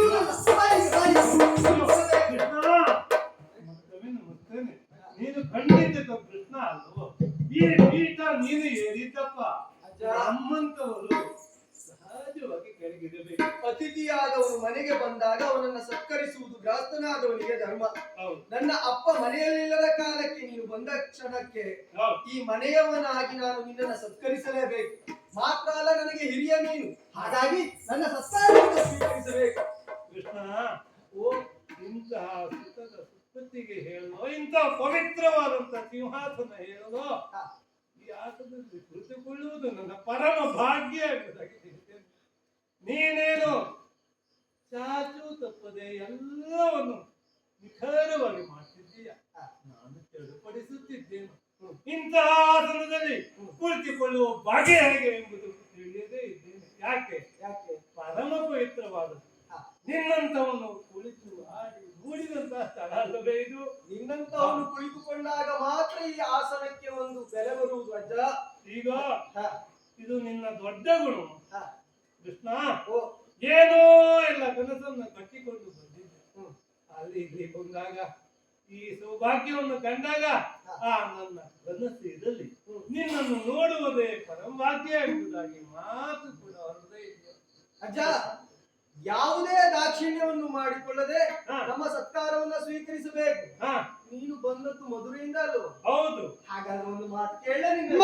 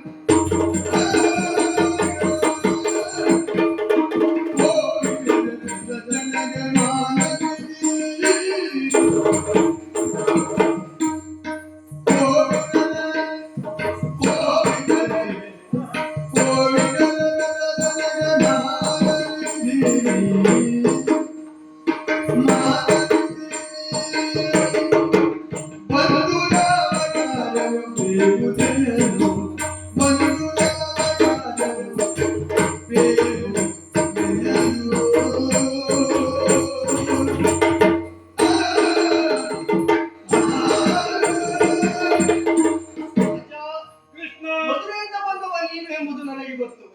ಹಾಗೆ ಮಧುರೆಯಿಂದ ಬಂದ ಕಾಲಕ್ಕೆ ನಿನ್ನಲ್ಲಿ ಎರಡು ಮಾತನ್ನ ಕೇಳಬೇಕು ಎಂಬ ಆಸೆ ನನಗೆ, ತವಕ ನನಗೆ. ಅಜ್ಜ, ಅಲ್ಲಿ ಇರುವಂತಹ ನನ್ನ ತಂದೆ ತಾಯಿಗಳು ಹುಟ್ಟಿದಾಗಿನಿಂದ ಅವರನ್ನ ನಾನು ಕಂಡವನಲ್ಲ. ಹಾಗಂತ ಅವರ ಕುರಿತಾದ ಗೌರವ ಭಾವ ನನ್ನ ಮನಸ್ಸಿನಲ್ಲಿದೆ. ಅವರ ಕುರಿತಾದ ಕ್ಷೇಮ ವಿಚಾರವನ್ನ ಕೇಳಿ ತಿಳಿದುಕೊಳ್ಳಬೇಕು ಎಂದು ಕ್ಷಣ ಕ್ಷಣವೂ ಅನ್ನಿಸುತ್ತಾ ಇರುವುದು ನನಗೆ. ಆದ್ರೆ ಅದಕ್ಕೆ ಸರಿಯಾದ ಕಾಲ ಕೂಡಿ ಬರಲಿಲ್ಲ. ಇದುವರೆಗೆ ಮಧುರೆಯಿಂದ ಬಂದವರು ಅನೇಕರಿದ್ರೂ ಕೂಡ ಯಾರು ನಮಗೆ ಬೇಕಾದ ವಿಚಾರವನ್ನ ಹೇಳಲಿಕ್ಕೆ ಬಂದವರಿಲ್ಲ. ಆದ್ರೆ ನಿನ್ನನ್ನ ಕಂಡ ಕಾಲಕ್ಕೆ ಆ ಎಲ್ಲ ವಿಚಾರವನ್ನ ಕೇಳಬೇಕು ಅಂತ ಅನ್ನಿಸುವುದು. ಅಜ್ಜ, ನನ್ನ ತಾಯಿ ದೇವಕಿ ದೇವಿ, ತಂದೆ ವಸುದೇವ ಪ್ರಭುಗಳು ಹೇಗಿದ್ದಾರೆ? ಕ್ಷೇಮವಾಗಿದ್ದಾರೋ? ಮಾತ್ರ ಅಲ್ಲ, ಅಲ್ಲಿನ ವಸುದೇವಾದಿ ಎಲ್ಲ ಯದು ವೀರರು, ಅಜ್ಜ ಉಗ್ರಸೇನ ಹೇಗಿದ್ದಾರೆ? ಅವರು ಕ್ಷೇಮವಾಗಿದ್ದಾರೋ? ಅಷ್ಟು ಮಾತ್ರ ಅಲ್ಲ, ಅಲ್ಲಿನ ಆಡಳಿತವನ್ನು ನೋಡಿಕೊಳ್ಳುತ್ತಾ ಇರುವಂತಹ ಮಾವ ಕಂಸ ಅವ ಹೇಗಿದ್ದಾನೆ? ಅವನ ಆಡಳಿತ ಹೇಗಿದೆ? ಅಲ್ಲಿರುವಂತಹ ಎಲ್ಲ ಪ್ರಜೆಗಳು ಹೇಗಿದ್ದಾರೆ? ಎಲ್ಲ ವಿಚಾರವನ್ನು ಹೇಳ್ತೀಯ ನನಗೆ?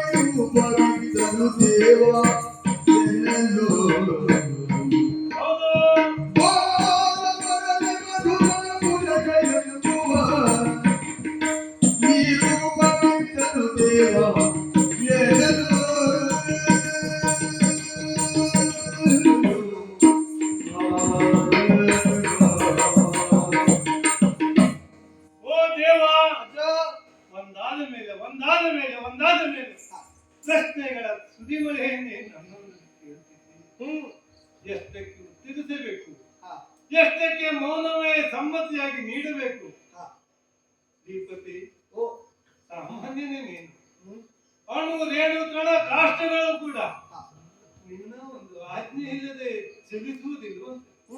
ಅಂತಹ ಶ್ರೀಲೋಲನಾದಂತ ನಿನಗೆ ಮದುವೆಯಲ್ಲಿ ನಡೆಯುತ್ತಿರುವಂತಹ ಘಟನಾವಳಿಗಳಾಗಲಿ, ನಿನ್ನವರನ್ನು ನೋಡಿಕೊಳ್ಳುತ್ತಿರುವಂತಹ ರೀತಿಯಾಗಲಿ, ಮಧುರೆಯ ಆಡಳಿತವೇ ಆಗಲಿ ಗೊತ್ತಿಲ್ಲದೆ ಹೋಗಿದ್ದೇನೋ ದೇವ.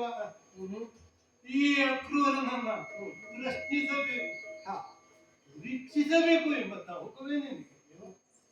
ಅದಿಲ್ಲದೆ ಇದ್ರೆ ವಸುದೇವ ದೇವಕಿಯರೆಲ್ಲ ಇಂದು ಯಾವ ಸ್ಥಳದಲ್ಲಿದ್ದಾರೆ? ಅಜ್ಜನಾದಂತ ಉಗ್ರಸೇನ ಎಲ್ಲಿರಬೇಕಿತ್ತು? ಕಾರಾಗೃಹದಲ್ಲಿ. ವಸುದೇವ ದೇವಕಿಯರ ಆಹಾ ರೀತಿ ಬದುಕುವ ಕ್ರಮ, ದೇವ ಯಾಕಂತಹ ಶಿಕ್ಷೆಯನ್ನು ಅವರಿಗೆ ನಿನ್ನ ತಂದೆ ತಾಯಿಗೆ ನೀಡಿದೆವು ನನಗಂತೂ ತಿಳಿಯುವುದು. ಇಷ್ಟಾದರೂ ಆ ಶಿಕ್ಷಿಸಿದ ಆ ಮಧುರೆಯ ಮಹೇಂದ್ರನಾಗಿ ನಡೆಯುತ್ತಿರುವಂತಹ ಕಂಸ ಕ್ಷೇಮವೇ ಎಂಬುದಾಗಿ ಕೇಳ್ತೀಯಲ್ಲ. ನಿನ್ನ ಔದಾರ್ಯಕ್ಕೆ ಮಿತಿಯುಂಟೆ, ಬೆಲೆಯುಂಟೆ. ದೇವಾ, ಮಧುರೆಯಲ್ಲಿ ಯಾವುದು ಸರಿಯಿಲ್ಲ. ಭಾವುಕ ಭಕ್ತರಾದವರಿಗೆ ಕಾಣುವ ಒಂದು ನೆಲೆಯೇ ಇಲ್ಲ. ಇರುವ ಎಲ್ಲ ಕಂಸನ ಪೂರ ಆಡಳಿತ ಮಾತಾಡುವ ಸ್ಥಿತಿಯಲ್ಲಿ ದೇವ. ಅಂತಹ ಸ್ಥಿತಿಯಲ್ಲಿ ಮಧುರೆಯ ಜನರಿದ್ದಾರೆ ಅಂತ ಆದ್ರೆ ನೀನು ಮಧುರೆಯಿಂದ ಇಲ್ಲಿಯವರೆಗೆ ಬಂದಿಯಲ್ಲ. ಇದಕ್ಕೆ ಪ್ರಬಲವಾದ ಕಾರಣ ಕಂಸನ ಕಣ್ಣು ತಪ್ಪಿಸಿ ಬಂದಿಯೋ ಅಥವಾ ಕಂಸನ ಕಾರ್ಯಕ್ಕಾಗಿಯೇ ಬಂದಿಯೋ? ಕೆಲವೊಂದು ಹೇಳಬಾರದು ಎಂಬ ವಿಷಯಕ್ಕೆ ನೀನು ನೇರವಾಗಿ ತನ್ನನ್ನು ತಂದು ಒಡ್ಡುತ್ತಿದ್ದೀಯಲ್ಲ. ಏನು ಮಾಡೋಣ? ಇಡೀ ಪ್ರಪಂಚ ತ್ರಯವೇ ನೀನು ಕೃಷ್ಣ ದೇವ ಎಂಬುದಾಗಿ ಭಾವಿಸಿದರೆ ಮಧುರಾಧಿಪತಿ ಕಂಸ ಮಾತ್ರ ಹಾಗಲ್ವೋ? ಹೇಳಬಾರದ ವಿಷಯವಿದ್ದರೆ ಅದನ್ನ ಹೇಳುವಂತ ಒತ್ತಾಯಿಸಿ ನಿನ್ನ ಸ್ವಾಮಿ ಕಾರ್ಯಕ್ಕೆ ವಿಘ್ನವನ್ನು ಉಂಟು ಮಾಡುವವನು ನಾನಲ್ಲ. ಆದರೂ ಕೂಡ ನಾನು ಹೇಳಲ್ಲ ಇದ್ದರೆ ಸ್ವಾಮಿ ಕಾರ್ಯಕ್ಕೆ ವಿಘ್ನವೇ ಆಗಿ ಬಂದು ಒದಗುತ್ತದೆ. ಆದ್ದರಿಂದ ದೇವ, ಮನಸ್ಸಿಲ್ಲದ ಮನಸ್ಸಿನಿಂದ ಆ ಕಂಸನೇ ನನ್ನನ್ನು ಇಲ್ಲಿಗೆ ಪಟ್ಟಿದ್ದಾನೆ, ಕಳುಹಿಸಿದ್ದಾನೆ. ಕೇವಲ ಕಾರಣವಿಲ್ಲದೆ ಅಲ್ಲ, ಪ್ರಬಲವಾದ ಕಾರಣವನ್ನು ಹೊತ್ತು ನಾನು ಕಂಸನ ದೂತನಾಗಿ ನಿಮ್ಮಲ್ಲಿ ಕಂಸನ ಆಪ್ತನಾಗಿ ಇಲ್ಲಿವರೆಗೆ ಬಂದಿದ್ದೇನೆ. ಹಾಗಿದ್ರೆ ಯಾವುದೋ ಬಲವಾದ ವಿಷಯ ಇರಲೇಬೇಕು. ಬಲರಾಮ ಕೃಷ್ಣರು ಈ ನಂದಗೋಕುಲದಲ್ಲಿ ಬೆಳೆಯುತ್ತಿದ್ದಾರೆಂಬುದು ಕಟು ಸತ್ಯ ಅವನಿಗೆ ಅರಿವಾದ ಮೇಲೆ ಎಷ್ಟೆಲ್ಲ ಪ್ರಯತ್ನ ಮಾಡಿ ನಿಮ್ಮನ್ನು ಮುಗಿಸುವುದಕ್ಕೆ ಪ್ರಯತ್ನಿಸಿದ. ಆದರೆ ಆಗದೆ ಹೋದಾಗ ವಾರ್ಷಿಕವಾಗಿ ನಡೆಯುವಂತಹ ಉತ್ಸವ ಬಿಲ್ಲ ಹಬ್ಬ ಎಂಬುದು ಮಧುರೆಯಲ್ಲಿ ನಡೆಯುತ್ತದೆ. ಅದೇ ನಾಡಿದ್ದು ಬರುವ ಚತುರ್ದಶಿಯ ದಿವಸ. ಆ ದಿವಸ ನಿನ್ನನ್ನು ನಿನ್ನ ಅಣ್ಣನಾದಂತಹ ಬಲಭದ್ರನನ್ನು ಆ ಹಬ್ಬಕ್ಕಾಗಿ ಕರೆಸುವುದು ಎಂಬುದಾಗಿ ತೀರ್ಮಾನಿಸಿದ್ದ. ಹಬ್ಬಕ್ಕಾಗಿ ಕರೆಸ್ತಾ ಇದ್ದಾನೆ. ಹೌದಯ್ಯ. ಅದನ್ನ ನೀನಿಷ್ಟು ಬೇಸರ ಮಾಡಿಕೊಂಡು ಹೇಳುವುದು ಯಾಕೆ? ಇದಕ್ಕೂ ಮುಂದಿರುವುದು ಬೇಸರ. ಏನು? ಹಬ್ಬಕ್ಕಾಗಿ ಮಕ್ಕಳು ಸಂತೋಷದಿಂದ ಬರುವ ಹಾಗಿಲ್ಲ. ಮತ್ತೆ ಆ ಹಬ್ಬದ ನೆವದಿಂದ ನಿಮ್ಮನ್ನ ಕೊಲ್ಲುವುದಕ್ಕಾಗಿ ಆಗುವಂತ ಹೂಡಿದ ಸಂಚು ದೇವಾ. ಇದನ್ನ ನಾನು ಹೇಳುವಂತಹ ಕಾಲ ಈ ನಾಲಿಗೆ ನನಗೆ ಒದಗಿ ಬಂತಲ್ಲ. ಕಿವಿದು ಬಿಲ್ಲ ಹಬ್ಬದ ನೆವದಿಂದ ಕೃಷ್ಣ ಬಲರಾಮನನ್ನ ಕಂಸ ಕೊಲ್ಲಬೇಕು ಎಂಬ ಉದ್ದೇಶದಿಂದ ನನ್ನನ್ನು ನಿಮ್ಮನ್ನು ಕರೆದುಕೊಂಡು ಬರುವುದಕ್ಕಾಗಿ ಕಳಿಸಿದ್ದಾನೆ ದೇವ. ಇದಕ್ಕಾಗಿ ಇಷ್ಟು ದುಃಖವೋ? ಅಲ್ಲವೇ? Yeah.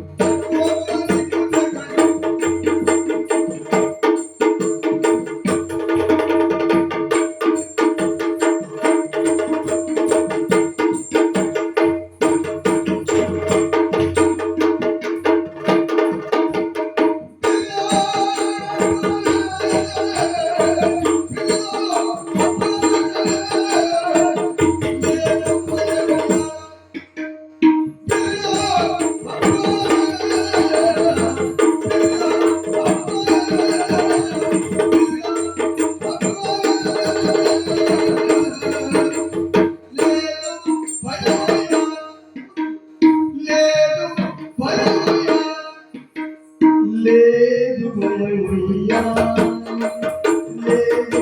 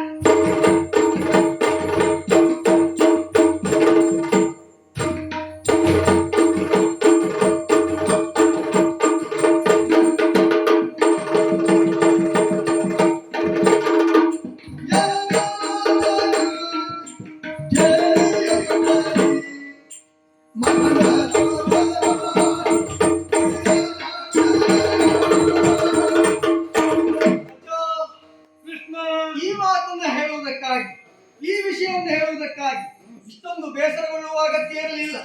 ನಾನೇನು ದುಃಖಿತನಾಗಿ ಹೇಳಿದ್ರೆ ಹ, ನೀನು ಹರ್ಷವನ್ನು ಸಂತೋಷವನ್ನು ವ್ಯಕ್ತಪಡಿಸಿದ್ದೀಯಲ್ಲ ದೇವ. ಖಂಡಿತವಾಗಿ ಹೌದು. ಹ, ಇದುವರೆಗೆ ಇಲ್ಲಿವರೆಗಾಗಿ ಬಂದವರಲ್ಲ, ಹ್ಮ್, ನಮ್ಮನ್ನ ಕೊಲ್ಲುವ ಸಂಚಿನಿಂದಲೇ ಬಂದವರು. ಹೌದು. ಅಲ್ಲ, ಅದೇ ಕಾರಣಕ್ಕಾಗಿ ಮಾವ ಕೌಸನಿಂದ ಕಳುಹಿಸಲ್ಪಟ್ಟವರು.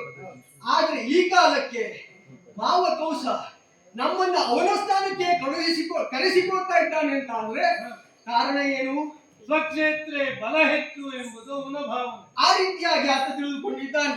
ಆ ದೃಷ್ಟಿಯಲ್ಲಿ ನಮ್ಮನ್ನ ಅಲ್ಲಿಗೆ ಕರೆಸಿಕೊಂಡು ನಮ್ಮನ್ನ ಕೊಲ್ಲಬೇಕು ಎಂಬ ಹಾಗೆ ಯೋಚನೆಯನ್ನು ಮಾಡಿದ್ದಾನೆ. ಆದ್ರೆ ಅಲ್ಲಿ ನಡೆಯುವುದು ಹಾಗಲ್ಲ. ಹ, ಹಬ್ಬಕ್ಕಾಗಿ ಬರುವವರು ನಾವಿಬ್ಬರು, ಹೌದು. ಅಣ್ಣ ಬಲರಾಮ ಮತ್ತು ನಾನು ಕೃಷ್ಣ ಇಬ್ಬರು ಬಂದ ಮೇಲೆ ಅಲ್ಲಿ ನಡೆಯುವ ಹಬ್ಬವನ್ನು ನೋಡಿದ ಮೇಲೆ ಹ, ಅಲ್ಲಿ ಕೊಲ್ಲಲ್ಪಡುವವರು ಯಾರು? ಹ, ಮಾವ ಕೌಸ. ಓಹೋ, ಮಾವ ಕೌಸನ ಅಂತ್ಯ ಬರುವ ಓಹೋ. ಅದು ಬಿಲ್ಲ ಹಬ್ಬ ಅಲ್ಲ, ಮಾವ ಕೌಸನ ಅಂತ್ಯದ ಹಬ್ಬ ಆಗುತ್ತದೆ. ಹಾಗಾಗಿ ಸಂತೋಷದಿಂದ ಕುಳಿತದ್ದು ನಾನು. ಇಷ್ಟು ಕಾಲ ನಾವು ಯಾವ ಕಾಲಕ್ಕಾಗಿ ಕಾದಿದ್ದೆವು, ಹ, ಹ, ಅಲ್ಲ ಮಧುರೈ ಜನ ಯಾವ ಕಾಲಕ್ಕಾಗಿ ಹ, ಇಷ್ಟು ದಿವಸದಿಂದ ಕಾಯ್ತಾ ಇದ್ದಾರೋ ಆ ಕಾಲ ಈಗ ಸನ್ನಿಹಿತವಾಗಿದೆ. ಓಹೋ. ಅಜ್ಜ, ಹಾಗಾಗಿ ಯೋಚನೆ ಮಾಡುವ ಅಗತ್ಯ ಇಲ್ಲ, ಹ, ದುಃಖಿಸಬೇಕಾದ ಅಗತ್ಯ ಇಲ್ಲ. ಹ, ಇಲ್ಲಿಯವರೆಗಾಗಿ ನೀವು ಬಂದದ್ದು ಸಂತೋಷ ಆಯ್ತು. ಇನ್ನು ಬಿಲ್ಲ ಹಬ್ಬ ಯಾವಾಗ? ಚತುರ್ದಶಿಗೆ. ಹೌದು. ಆ ಹಬ್ಬ ಇದುವರೆಗೆ ನಡೆದದ್ದನ್ನು ನಾವು ಕೇಳಲೇ ಇಲ್ಲ. ಹ, ಹಾಗಿರುವಾಗ ಇಲ್ಲದ ಹಬ್ಬವನ್ನು ಸೃಷ್ಟಿಸಿಕೊಂಡು ನಮ್ಮನ್ನ ಕರೆಸಿಕೊಳ್ತಾ ಇದ್ದಾನೆ. ಅವ ಹೇಳಿದ್ದು ಕೇವಲ ಕೃಷ್ಣ ಮಾತ್ರ ಬರಲಿ ಅಂತ ಅಲ್ವಲ್ಲ, ಅಣ್ಣ ಬಲರಾಮನು ಒಟ್ಟಿಗೆ ಬರಬೇಕು. ಹೌದು. ಅವನಿಗೆ ದ್ವೇಷಿಗಳಾದವು ನಾವಿಬ್ಬರೂ ಕೂಡ. ಹಾಗಿದ್ರೆ ಅಣ್ಣನನ್ನು ಒಟ್ಟಾಗಿ ಕರೆದುಕೊಂಡು ಬರಬೇಕು. ಅಣ್ಣನಲ್ಲಿ ವಿಷಯವನ್ನ ಹೇಳಿ ಹ, ಮಾತ್ರ ಅಲ್ಲ, ಇಲ್ಲಿಂದ ನಾವಿಬ್ಬರು ಮಧುರೆಗೆ ಹೊರಡುತ್ತೇವೆ ಅಂತ ಅಂದ್ರೆ ಇದುವರೆಗೆ ನಮ್ಮನ್ನ ನೋಡಿಕೊಂಡ ಈ ಗೋಕುಲದ ಎಲ್ಲರೂ ಕೂಡ ಯಾಕೆ ಕೃಷ್ಣ ಹೊರಟಿದ್ದಾನೆ ಎಂಬಂತಹ ಸಂದೇಹಕ್ಕೆ ಒಳಗಾಗ್ತಾರೆ. ಅಷ್ಟಕ್ಕೂ ಕೌಸ ಇರುವ ಜಾಗಕ್ಕೆ ಹೋಗ್ತಾನೆ ಅಂತ ಆದ್ರೆ ಅವರು ಭಯಗೊಳ್ಳುವುದು ಸಹಜ. ಪ್ರೀತಿಯಿಂದ ಇರ್ತಾರೆ. ಹಾಗಾಗಿ ಹ, ಅವರಲ್ಲಿಯೂ ವಿಷಯವನ್ನ ತಿಳಿಸಬೇಕು. ಬಿಲ್ಲ ಹಬ್ಬಕ್ಕಾಗಿ ಅವರನ್ನು ಕರೆಯಬೇಕು. ಆ ಸಿದ್ಧತೆಯಲ್ಲಿ ನಾನಿರ್ತೇನೆ. ಅಣ್ಣನಲ್ಲಿ ವಿಷಯವನ್ನ ಹೇಳ್ತೇನೆ. ನಾಳೆಯ ಬೆಳಿಗ್ಗೆಯ ಸರಿಯಾಗಿ ಇಲ್ಲಿಂದ ಮಧುರೆಗೆ ನಾವು ಪ್ರಯಾಣವನ್ನು ಬೆಳೆಸೋಣ. ಆ ಸಿದ್ಧತೆಯಲ್ಲಿ ನೀನಿರು. ಓ, ಓ, ಇಷ್ಟೆಲ್ಲ ಹಿನ್ನೆಲೆಯಲ್ಲಿ ಉಂಟು. ಹೌದು. ಆದಿತ್ಯಂತೆ ನಿನ್ನ ಈ ಆದರಾದಿತ್ಯವನ್ನ ಮನಸ್ವಿಯಾಗಿ ಸ್ವೀಕರಿಸ್ತೇನೆ. ಇಲ್ಲಿ ಅಣ್ಣ ಬಲರಾಮ, ಅಣ್ಣ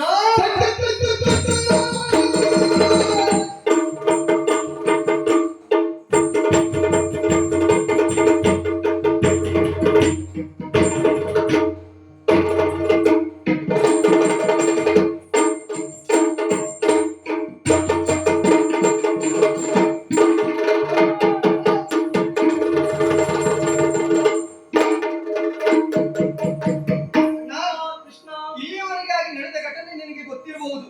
ಅಜ್ಜ ಅಕ್ರೂರ ಮಧುರೆಯಿಂದ ಇಲ್ಲಿವರೆಗಾಗಿ ಬಂದವರು. ಬಂದಿದ್ದಾನೆ. ಹೇಳಿದ ವಿಷಯ ಬಿಲ್ಲ ಹಬ್ಬ. ಅದಕ್ಕಾಗಿ ಮಾವಕಂಸ ನಮ್ಮನ್ನ ಕರೆಸಿಕೊಳ್ತಾ ಇದ್ದಾನೆ. ಹಾಗಾದ್ರೆ ಆ ಬಿಲ್ಲ ಹಬ್ಬದ ವಿಷಯವನ್ನ ನಮ್ಮವರಿಗೆಲ್ಲ ತಿಳಿಸಬೇಕಲ್ಲ, ಅದಕ್ಕಾಗಿಯೇ ನಿನ್ನನ್ನು ಕರೆದದ್ದು. ಹೌದಾ?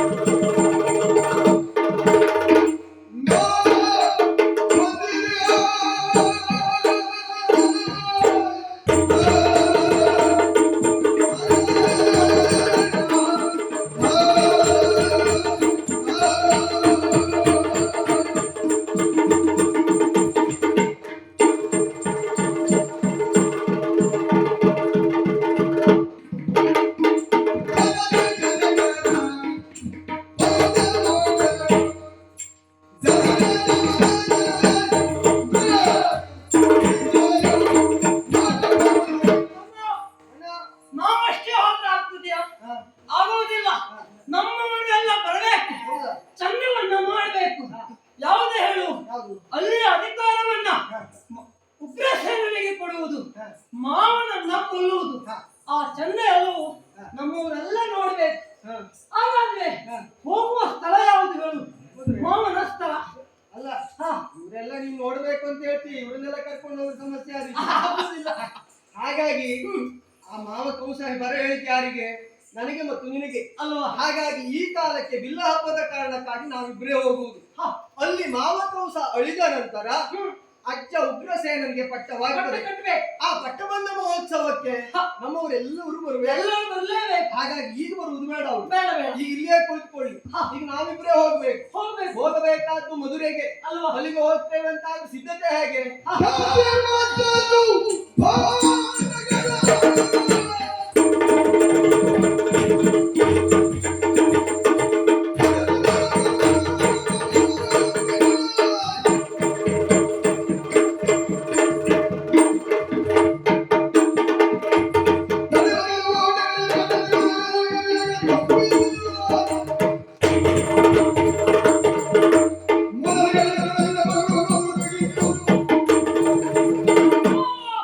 ನಮಗೆ ವೈರಿ, ಅಲ್ಲಿಯ ಅನ್ನಹಾರ ವಿಷಕ್ಕೆ ಸಮಾನ ಅಂತ ಹೇಳ್ತಾರೆ. ಹಾಗಾಗಿ ನಮಗೆ ಬೇಕಾಗಿರುವುದು ಹಾಲು, ಮೊಸರು, ಬೆಣ್ಣೆ ಇತ್ಯಾದಿಗಳನ್ನ ರಥದಲ್ಲಿ ಸಿದ್ಧಪಡಿಸ್ತೇನೆ. ಹೇಳು ಹೊರಡುವ. ಹಾಗೆ ಹೋಗ್ಲಿಕ್ಕೆ ಆಗುದಿಲ್ಲ. ಅಜ್ಜ ಒಕ್ರೂರ ಬಂದವನಿದ್ದಾನೆ, ಹೌದು, ಅವನನ್ನು ಒಡಗೂಡಿಕೊಂಡೇ ಹೋಗ್ಬೇಕು. ಹೌದಾ? ಈಗಲ್ಲ, ನಾಳೆ ಬೆಳಿಗ್ಗೆಗೆ ಸರಿಯಾಗಿ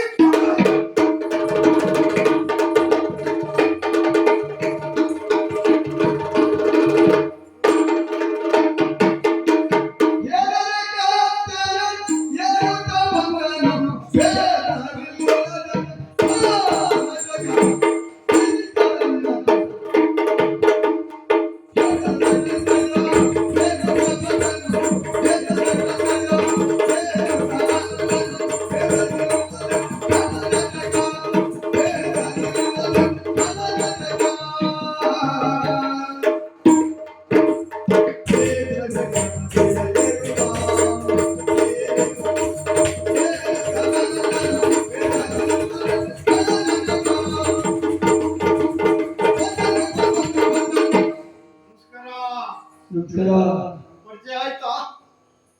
ಪರಿಚಯ ಹೇಳಿ ಗೊತ್ತಾಗ್ತದೆ. ಅಯ್ಯ, ಪರಿಚಯ ಇಲ್ವಾ? ಇಲ್ಲವಾ? ನನ್ನ ಪರಿಚಯ ಪರಿಚಯ ಇಲ್ಲ. ಹೇಳುವಷ್ಟು ದೊಡ್ಡ ಜನ ಯಾರು ಹೋಗ್ಬೇಕು? ಅಯ್ಯೋ, ನಾನು ಬರ್ತೇನೆ ಅಂತ ಎಷ್ಟು ಆಸನ ಖಾಲಿಯಾಗಿದೆ ಅಂದ್ರೆ, ಅಷ್ಟು ದೊಡ್ಡ ಜನ ನಾನು. ಎಷ್ಟು ದೊಡ್ಡ ಜನ? ಅಂದ್ರೆ ನನ್ನ ಹೆದರಿಕೆಯಿಂದಲೇ ಆಸನವನ್ನೆಲ್ಲ ಖಾಲಿ ಮಾಡಿದ್ದೇನೆ. ಅಷ್ಟು ದೊಡ್ಡ ಜನ ಸ್ವಾಮಿ ನಾವು. ಈ ದೊಡ್ಡ ಜನ ಬರೋರೆಲ್ಲ ಆಸನ ಕಾರ್ಯ ಮಾಡಿಕೊಂಡೇ ಕೂತ್ಕೊಳ್ತಾರೆ. ಹೆದರಿ ಓಡಿ ಹೋಗ್ತಾರೆ. ಅಂದ್ರೆ ಏಸಿ ಜೋಳಾಗುತ್ತೆ ದೊಡ್ಡ ಜನ ಬಂದರೆ. ಹೇಸಿ ಏಸಿ ಓಡಿದ್ದಾರೆ, ಹೆದರಿ ಓಡಿದ್ದಾರೆ. ದೊಡ್ಡ ಜನ ತೊಳ್ಳಿದ್ರೆ ಸಾಕು, ಅವ್ರು ಬ್ಯಾಗ್ ಅಂತೆಲ್ಲ ಮಾಡ್ತಾರೆ. ಅಂದ್ರೆ ಸರಿಯಾದ ಜನರಿಗೆ ಸರಿಯಾದನ್ನೇ ಮಾಡ್ತೇನೆ. ಯಾರಾದರೂ ಹೆಚ್ಚು ಕಡಿಮೆ ಮಾತಾಡಿದರು ಅಂತ ನೀವು ಕೈ ಮೇಲೆ ಹಾಕಿದಾಗೆ ನಂದು ಮೇಲೆ ಹೋಗ್ತದೆ. ನೀವು ಕೈ ಮೇಲೆ ಏರಿಸಿದ್ರಲ್ಲ, ಹಾಗೆ ನಂದು ಕೈ ಮೇಲೆ ಹೋಗ್ತದೆ. ಸ್ವಾಮಿ ಹಾ, ನನ್ನ ಪರಿಚಯ ಇಲ್ಲದ ಜನ ಇಲ್ಲ, ಹಾ. ಕಾಕೆ ಕೂಡದೆ ಹೋದ ಮರ ಇಲ್ಲ, ಕುಡುಕ ತಿರುಗದೆ ಹೋದ ಗೋಣಿ ಇಲ್ಲ. ಗೊತ್ತುಂಟ ಸ್ವಾಮಿ? ಅಷ್ಟು ದೊಡ್ಡ ಜನ, ಅಷ್ಟು ದೊಡ್ಡ ಜನ. ಹಾಗೆ ಹುಡುಗ ಮರ ನಾನು ನೋಡಿಲ್ಲ, ಹಾ, ಹುಡುಗರು ಹೋಗ್ಬೇಕು ಓಣಿ ಇಲ್ಲ ನೋಡಿದ್ದೀನಿ. ನೋಡಿದಿರಾ? ನೋಡಿ ಪರಿಚಯ ಉಂಟಾ? ಅವ್ರಿಗೆ ಕಂಡಲ್ಲ. ಅಲ್ಲ, ನೀವು ಜೊತೆಗೆ ಹೋಗ್ತಿದ್ರಾ ಯಾರು ಹುಡುಗನ ಜೊತೆಯಲ್ಲಿ? ಈಗ ನೋಡಿದವರೆಲ್ಲ ಹೋಗ್ತಾರೆ. ನೋಡಿದವರೆಲ್ಲ ಹೋಗ್ತಾರೆ ಅಂತ, ಹೋಗುವವರನ್ನು ನೀವು ನೋಡಿದ್ದೀರಿ ಅಂತಂದ್ರೆ ಅವ್ರು ಎಲ್ಲೆಲ್ಲಿ ಹೋಗ್ತಾರೆ ಅಂತ ನೀವು ಹೋಗ್ತೀರಿ ಅಂತ ನಿಮಗೂ ಆ ಅಭ್ಯಾಸ ಉಂಟು ಅಂತ. ಈಗ ನೋಡಿದವರೆಲ್ಲ ಅಂತವ್ರವರೇ ತಿಳ್ಕೊಳ್ಳುದು. ಹಾಗಲ್ಲಪ್ಪ ಸ್ವಾಮಿ, ನಿಮ್ಮ ಬಗ್ಗೆ ಹಾಗೆ ಹೇಳಿದ್ರೆ ಜನ ಒಪ್ಪುವುದಿಲ್ಲ. ಹಾಗಲ್ಲ ಸ್ವಾಮಿ, ನಾನು ಮಡಿವಾಳ ನಾಗಣ್ಣ ಅಂತಂದ. ಮುಡಿವಾಳ ನಾಗಣ್ಣ ಅಂತಂದಲ್ಲ ಓ ಸ್ವಾಮಿ. ಸಣ್ಣ ಪುಟ್ಟ ಜನರ ಬಟ್ಟೆಯನ್ನು ತೊಳೆಯುವುದು ಅಗಸರು, ಹಾ, ನಾನು ಹಾಗಲ್ಲ, ಹಾ, ಮಡಿವಾಳ. ಹಾ. ಈಗ ಕೆಲವರೆಲ್ಲ ಹೇಗೆ ಕರೆಯುವುದಕ್ಕೆ ಪ್ರಾರಂಭ ಮಾಡಿದ್ದಾರೆ ಗೊತ್ತುಂಟ? ಹಾ. ಮಡಿವಾಳರೇ ನಮಸ್ಕಾರ, ಮಡಿವಾಳರೇ ನಮಸ್ಕಾರ. ರೇ ಗೊತ್ತಾಗ ಯಾಕೆ ಗೊತ್ತುಂಟ ಸ್ವಾಮಿ? ಯಾಕೆ? ಮೊದಲು ನಾನು ಉಳಿದವರ ಹಾಗೆ ಹಾ, ಎಲ್ಲವರ ಬಟ್ಟೆಯನ್ನು ತೊಳಿತಾ ಇದ್ದೆ. ಹಾ, ಆಮೇಲೆ ನನಗೆ ಮಹಾರಾಜರಿಂದ ಕರೆ ಬಂತು. ಹಾ, ಹಾಗಾಗಿ ಅದರ ನಂತರ ಮಹಾರಾಜರ ಬಟ್ಟೆಯನ್ನು ಮಾತ್ರ ಮಡಿ ಮಾಡುವುದು. ಸ್ವಾಮಿ, ನಾವು ಸಣ್ಣ ಜನ ಅಂತ ನೀವು ಭಾವಿಸುವುದು ಬೇಡ. ಹಿಂದೆ ಬ್ರಾಹ್ಮಣ ಹೊಂಡದಲ್ಲಿ ಹಿಂದೆ ಬ್ರಹ್ಮ ಏನು ಮಾಡಿದ ಗೊತ್ತುಂಟ? ಗೊತ್ತಿಲ್ಲ. ಇಂಥವರಿಗೆ ಇಂತಹ ಉದ್ಯೋಗ, ಇಂಥವರಿಗೆ ಇಂತಹ ಉದ್ಯೋಗ ಎನ್ನುವುದಾಗಿ ತಾಳೆಯ ಗರಿಯಲ್ಲಿ ಬರೆದಿಟ್ಟ ಇವ ಪುಷ್ಪಕ ವಿಮಾನವೇರಿ ತೀರ್ಥಯಾತ್ರೆಗೆ ಹೊರಟ. ಹಾಗೆ ಅವ ತಿರುಗಿ ಬಂದು ನೋಡ್ತಾನೆ, ಕೆಳಗಡೆ ಇರುವಂತಹ ತಾಳೆ ಗಡಿಯಲ್ಲಿ ಗಡಿ ಅರಸರು ಅಂತ ಬರಲಿ. ಬಂದು ನೋಡ್ತಾನೆ, ಕೆಳಗಡೆ ರ ಅಕ್ಷರಕ್ಕೆ ಹೊರಲೆತಾಗಿ ಆ ರ ಇದು ಗ. ಅಲ್ಲಿಂದ ನಮ್ಮವರಿಗೆ ಅರಸರು ಹೋಗಿ ಅಗಸರು ಅಂತ. ಇಷ್ಟೆಲ್ಲ ಮಾಡಿ ಬ್ರಾಹ್ಮಣ ಅಲ್ಲ, ಆ, ಇಷ್ಟೆಲ್ಲ ಮಾಡೋ ಬ್ರಾಹ್ಮಣ ಅಲ್ಲ. ಹೌದು ಅವೆಲ್ಲ ಸೃಷ್ಟಿ ಮಾಡಿದವನು ಅವನೇ. ಹೌದು. ಯಾವ ಕೋನದಿಂದ ನಾನು ವಿಚಾರ ಮಾಡಿದರು ಅವರಿಗೂ ನಮಗೂ ಏನೂ ಕಡಿಮೆ ಇಲ್ಲ ಸ್ವಾಮಿ. ಅವರೇರುವಂತಹ ಆಸನ ಯಾವುದು? ಸಿಂಹಾಸನ. ಹೌದು. ನಾವೇರುವಂತಹ ಆಸನ ಯಾವುದು? ಶಿಲಾಸನ. ನೋಡಿ ಸ್ವಾಮಿ, ಅವರ ಸಿಂಹಾಸನದ ಮೇಲೆ ಬೆಳಗೊಡೆ ಇರ್ತದೆ, ನಮ್ಮ ಶಿಲಾಸನದ ಮೇಲೂ ಬೆಳಗೊಡೆ ಇರ್ತದೆ. ಅದಕ್ಕಾಗಿಯೇ ನಾವು ಏನು ಮಾಡ್ತೇವೆ? ತೊಳೆದ ಬಿಳಿಯಲಾದ ಬಟ್ಟೆಯನ್ನ ಮೇಲೆ ಕಟ್ಟಿಕೊಡುತ್ತೇವೆ, ಬಿಸಿಲು ಬರಬಾರದು ಎನ್ನುವುದಾಗಿ. ಈಗ ಅವರಿಗೂ ಇರುವುದು ಅದೇ ಅಲ್ಲವ, ನಮಗೂ ಇರುವುದು ಅದೇ. ನೋಡಿ ಸ್ವಾಮಿ, ಅವರ ಆಸನಕ್ಕೆ ಎಷ್ಟು ಜನ ಬಾಯಿ ಬಿಡುತ್ತಾರೆ, ಕೈ ಹಾಕ್ತಾರೆ. ಇವರು ಎಷ್ಟೊತ್ತಿಗೆ ಎದ್ದು ಹೋಗ್ತಾರೆ, ನಾವು ಕೂತ್ಕೊಳ್ತೇವೆ ಅಂತ ನೋಡ್ತಾರೆ. ಈಗ ಪ್ರಸ್ತುತ ನೋಡ್ತಾ ಇಲ್ವಾ ಸ್ವಾಮಿ? ನನ್ನನ್ನು ಕಂಡ್ರೆ ಅವರಿಗಾಗುವುದಿಲ್ಲ, ಅವರನ್ನು ಕಂಡ್ರೆ ಇವರಿಗಾಗುವುದಿಲ್ಲ. ಯಾವಾಗ ನನಗೆ ಆಸನ ಸಿಗ್ತದೆ, ಅವ್ರು ಯಾವಾಗ ಹೋಗ್ತಾರೆ ಅಂತಲೇ ತೀರ್ಮಾನ ಮಾಡುವುದು ಬಹಳ ಮಂದಿ ಇದ್ದಾರೆ. ನಮ್ಮಲ್ಲ ಹಾಗಿಲ್ಲಪ್ಪ. ನೋಡಿ ಸ್ವಾಮಿ, ಮಳೆ ಬರ್ಲಿ, ಮಳೆ ಬರ್ಲಿ, ಸಮುದ್ರವೇ ಉಕ್ಕೇರಿ ಬರ್ಲಿ, ನಮ್ಮ ಆಸನ ಎಲ್ಲುಂಟೋ ಅಲ್ಲೇ ಅಷ್ಟೇ ಗಟ್ಟಿಯಾಗಿ ಇರ್ತದೆ ಸ್ವಾಮಿ. ಶಿಲಾಸನ ಸ್ವಾಮಿ. ಆದರೆ ನಮ್ಮ ಪೃಷ್ಠಭಾಗವನ್ನು ಮಾತ್ರ ನೋಡೋದಕ್ಕಾಗುವುದಿಲ್ಲ. ಯಾಕೆ ಗೊತ್ತುಂಟು? ಬಿಸಿಲಿನಲ್ಲಿ ಕಾದಂತಹ ಶಿಲೆಯ ಮೇಲೆ ಕುಳಿತರೆ ಇನ್ನು ಏನಾಗ್ತದೆ? ಮಂಗನ ಪೃಷ್ಠಭಾಗ ನಮ್ಮ ಪೃಷ್ಠಭಾಗ ಎಲ್ಲ ಒಂದೇ ರೀತಿ ಆಗುತ್ತದೆ. ಹೌದು ಸ್ವಾಮಿ. ಆದರೆ ಮೊದಲು ನಮಗೆ ಏನಾಗ ಏನಾಗ ಅಂತ ಕರೀತಾ ಇತ್ತು, ಆಮೇಲೆ ನಾಗಣ್ಣ ಅಂತ ಕರೆಯೋದಕ್ಕೆ ಪ್ರಾರಂಭ ಮಾಡಿದ್ರು. ಈಗ ನಾಗಣ್ಣನವರೇ ಅಂತ ಕರೆಯೋದಕ್ಕೆ ಪ್ರಾರಂಭ ಮಾಡಿದ್ದಾರೆ. ಯಾಕೆ ಗೊತ್ತುಂಟು? ಮೊದಲು ನಮ್ಮಲ್ಲಿ ಏನೂ ಇಲ್ಲ ಆಗಿತ್ತು. ಈಗ ಕಂಸರ ಮಹಾರಾಜನ ಬಟ್ಟೆಯನ್ನ ಮಡಿ ಮಾಡ್ತಾ ಇದ್ನ ಇಲ್ವಾ, ನಮಗೆ ಇದಕ್ಕೇನು ಸಮಸ್ಯೆ ಇಲ್ಲ. ಚೊಕ್ಕ ಮಾಡುವುದಷ್ಟೇ ಅಲ್ಲ, ಮಹಾರಾಜರು ಹೆರಗೆ ಬರಬೇಕು ಅಂತಾದ್ರೂ ನಾ ಹೋಗ್ಬೇಕು.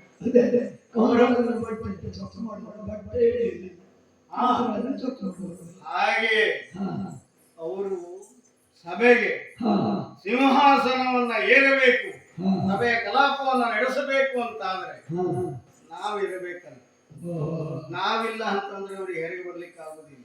ಸರಿ. ಯಾಕೆ ಮಡಿವಾಡಿದ ಬಟ್ಟೆಯನ್ನು ನಾವು ತೆಗೆದುಕೊಂಡು ಹೋಗಿ ಕೊಟ್ರೆ ಮಾತ್ರ ಅವರು ಧರಿಸಿಕೊಂಡು ಹೆರಿಗೆ ಬರ್ತಾರೆ. ಓಹೋ. ಹಾಗಾಗಿ ಸ್ವಾಮಿ ನಿಮ್ಮ ಹತ್ರ ಮಾತಾಡ್ತಾ ಇರುವುದಲ್ಲ, ನನಗೆ ಅಲ್ಲಿ ಹೋಗಬೇಕು, ಹಾ. ಅವರಿಗೆ ಬಟ್ಟೆಯನ್ನು ಕೊಡಬೇಕು. ಹೌದು. ಹಾಗಾಗಿ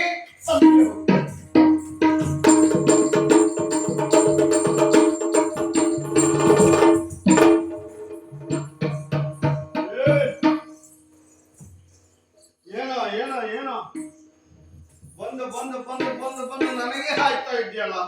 ನಿನಗೆ ಕಣ್ ಕಾಣೋದಿಲ್ಲ. ಹಾಯ್ಬೇಕು ಅಂತಿದ್ರೆ ಇಲ್ಲೇ ಆಗ್ಬೇಕು. ಎಲ್ಲಾರು ದೇವಸ್ಥಾನ ಜಾತ್ರೆ ಪಾರ್ಟಿ ಅಲ್ಲಿ ಹೋಗಿ ಹಾಯ. ಅದಕ್ಕಾಗಿ ಬಂದವರಲ್ಲ ನಾವು, ಮತ್ತೆ ದಾರಿಯಲ್ಲಿ ಬರ್ತಾ ಇದ್ದವ್ರು ನಾವು. ಹ್ಮ್ ನೀನು ನಾನು ದಾರಿಯಲ್ಲೇ ಬರ್ತಾ ಇದ್ದೇನೆ. ನೀನು ದಾರಿಯಲ್ಲಿ ಬರ್ತಾ ಇದ್ದವ, ನಾವು ಸರಿಯಾದ ಬದಿಯಲ್ಲಿ ಬಂದಿದ್ದೇವೆ, ನೀನು ತಪ್ಪು ಬದಿಯಲ್ಲಿ ಬಂದ. ಏನು ಮಾತಾಡ್ತಾ ಇದ್ದೀಯ? ಯಾರು ನೀನು? ಓ, ಅಗಸ ಅಲ್ವಾ? ಏ ಪುಣ್ಯಾತ್ಮ, ಏನು ನಿನ್ನ ಬಾಯಿಯಲ್ಲಿ ಹೊಟ್ಟಿ ಕಿವಿಯಲ್ಲಿ ಹೆಗ್ಬಿಟ್ಟವನ? ಅಲ್ಲೋಪ ಅಗಸ ಅಂತ ಹೇಳಿಕ್ಕೆ ಅಗಸ ರೇ, ಮಡಿವಾಳ ರೇ, ಹಾಗೆ ಹೇಳ್ಬೇಕಾ? ಗೌರವವನ್ನು ಕೊಟ್ಟಬೇಕು. ಅಗಸರೇ, ಹ್ಮ್ ಅಗಸರ ಅಲ್ವಾ ನೀವು? ಹೌದು. ಸರಿ, ಏನೀಗ? ಈಗ ನೋಡು, ದಾರಿಯನ್ನ ಬಿಡು, ನನಗೆ ಮಹಾರಾಜರಲ್ಲಿ ಹೋಗ್ಬೇಕು. ನಿಮ್ಗೆ ದಾರಿ ನಾವು ಬಿಡ್ತೇವೆ, ನಮ್ಗೇನು ತೊಂದರೆ ಇಲ್ಲ. ಹೌದಾ ಹೌದಾ? ಇಷ್ಟೆಲ್ಲ ಕೇಳುವವರು ನೀವು ಯಾರು ಅಂತ ಗೊತ್ತಾಗಲಿಲ್ಲ. ನಾವೇನು ಗೊತ್ತಿಲ್ವಾ? ಯೋಚನೆ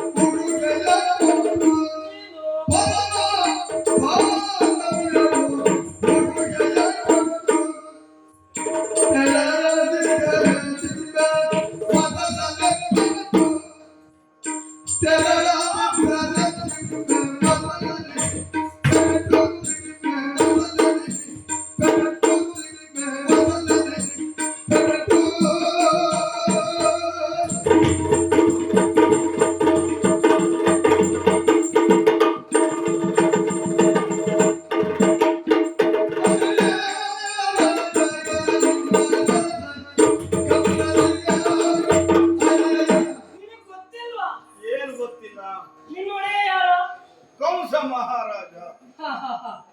ಪರಮ ಬಾಂಧವ್ಯ ಉಂಟು ನಮಗೆ. ಯಾವುದಲ್ಲ ಅವ ಬೇರೆ ಯಾರು ಅಲ್ವಾ, ಮತ್ತೆ ನಮ್ಮ ಮಾವ. ಪಾಪಿ ಮಕ್ಕಳೇ, ಏನ ದೊಡ್ಡವರ ಹೆಸರು ಹೇಳಿ ಬಡವರು ಬೇಡಿ ತಿಂದ ಹಾಗೆ ಅವನ ಅಳಿಯಂದಿರು ಅಂತಂದ್ರೆ ನಾನು ಸುಮ್ಮನೆ ಬಿಡ್ತೇನೆ ಅಂತ. ಈಗ ಬೇರೆ ತಿನ್ನುವವ್ರು ಯಾರು, ನೀನ ನಾವು? ಸಣ್ಣವರ ಹೆಸರು ಹೇಳಿದ್ರೆ ಅಥವಾ ಇವನ ಯೋಗ್ಯತೆಗೆ ಒಂದು ಬಟ್ಟಲನ್ನ ತೆಗೆದುಕೊಂಡು ಬೇಡುವುದಕ್ಕೆ ಹೋದರೆ ಯಾರು ನಾಲ್ಕಾಣೆ ಹಾಕುವುದಿಲ್ಲ.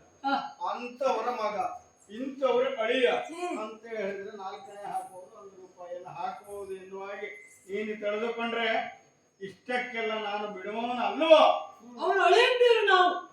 ಆದ್ರೆ ಏನೀಗ ಆ ಬಟ್ಟೆಯನ್ನು ಕೊಡ. ಹಬ್ಬಕ್ಕಾಗಿ ಬಂದವರು ನಾವು, ವಿಲಾಪ ಅಂತ ಇಲ್ಲಿ ಅದಕ್ಕಾಗಿ ಬಂದಿದ್ದೇವೆ. ಮಾವನ ಅಳಿಯಂದಿರಾಗಿ ಮಾವನ ಹಬ್ಬಕ್ಕೆ ಬಂದಾಗ ಈ ರೀತಿಯ ಬಟ್ಟೆಯನ್ನು ಅದು ಯಾವತ್ತು ತೊಳೆದ ಬಟ್ಟೆ ಓ ಮಹಾರಾಯ ಗೊತ್ತಿಲ್ಲ. ನೀವು ಬರುವಾಗ ಒಂದು ಹೊಳೆ, ಒಂದು ಹಳ್ಳ, ಒಂದು ಕೆರೆ, ಒಂದು ನದಿ, ಒಂದು ಕೊಳ್ಳ ಏನೂ ಸಿಗ್ಲಿಲ್ವೇನೋ ಪುಣ್ಯಾತ್ಮ? ಒಂದೊಂದಲ್ಲ ಸುಮಾರು ಸಿಕ್ಕಿತ್ತು. ಆದ್ರೆ ಆದಂತದ್ದು ಯಾರು ಸಿಗ್ಲಿಲ್ಲ. ನಿಮ್ಮ ಹಣೆ ಬಾರಕ್ಕೆ ಬಡತಾಯಿ ಮಕ್ಕಳೇ ಬೇರೆಯವರು ಕಾದು ಕೊಡಬೇಕಾ? ನೀ ಬಟ್ಟೆ ತೊಳೆದು ಯಾರದ್ದು? ಮಹಾರಾಜರದ್ದು. ಅವ್ರು ತೊಳಿಕೊಳ್ಳಿ ಬರುವುದಿಲ್ಲ. ಅವರೆಲ್ಲ ಹಾಗಲ್ಲ, ಅವರ ಯೋಗ್ಯತೆಗೆ ಅನುಸಾರವಾಗಿ ಒಂದೊಂದು ಕೆಲಸವನ್ನ ಒಬ್ಬೊಬ್ರು ಮಾಡುವವರು ಇರ್ತಾರೆ. ಕಂಸರಾಯರ ಅಳಿಯಂದಿರಾದ ನಮ್ಮ ಯೋಗ್ಯತೆ ಅನುಸಾರವಾಗಿ ಬಟ್ಟೆ ತೊಳೆದುಕೊಳ್ಳಿ ಜನ ಬೇಕು ನಮ್ಗೆ. ಜನ ಅಲ್ಲ, ಈ ಬಟ್ಟೆ ಕೊಡುವುದಲ್ಲ, ಇದೆಲ್ಲ ಸಾಮಾನ್ಯರು ಉಡುವಂತಹ ಬಟ್ಟೆ ಅಂತ ತಿಳಿದ್ಯಾ ನೀನು?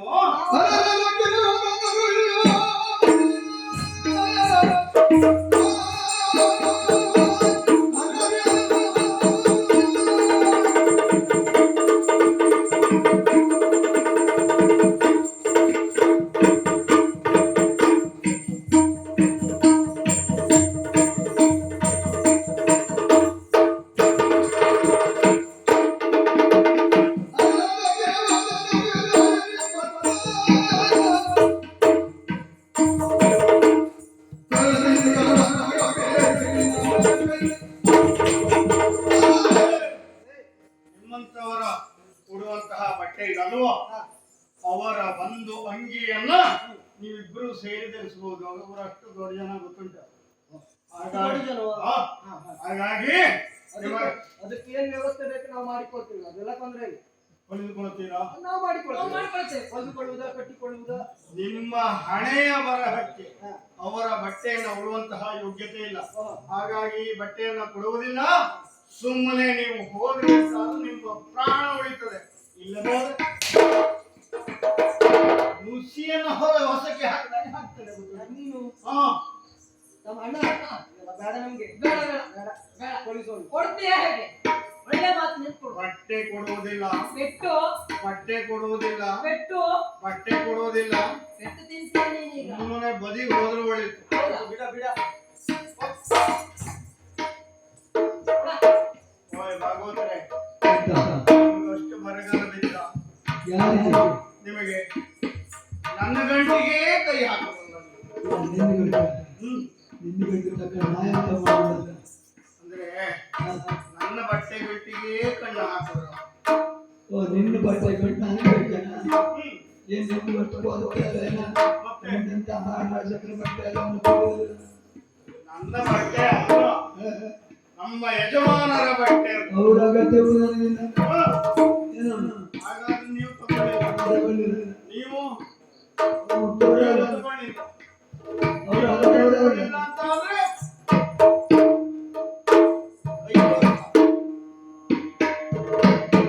ಅಚ್ಚೆ ಕೈ, ಎರಡೂ ಕೈ ತೋರ್ಸ. ಬೇಡ, ಒಳ್ಳೆ ಮಾತನ್ನ ಹೇಳುತ್ತೇನೆ. ಬೇಡ, ಬಟ್ಟೆ ಕೊಡ,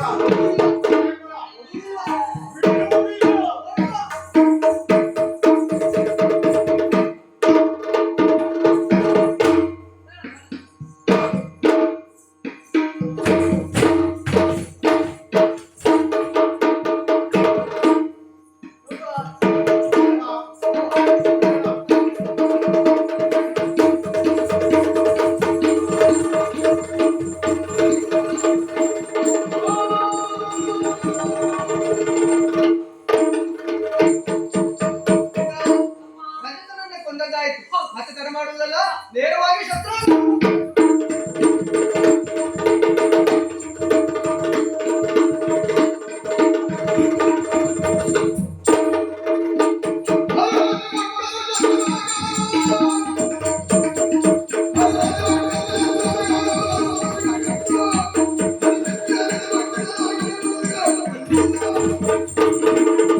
ಪ್ರವೇಶ ಮಾಡಿ ಬಿಲ್ಲ ಹಬ್ಬಕ್ಕೆ ಇಟ್ಟಂತಹ ಬಿಲ್ಲನ್ನು ಊರಿಗೆ ಹಾಕಿದ್ದಾಗಿದೆ.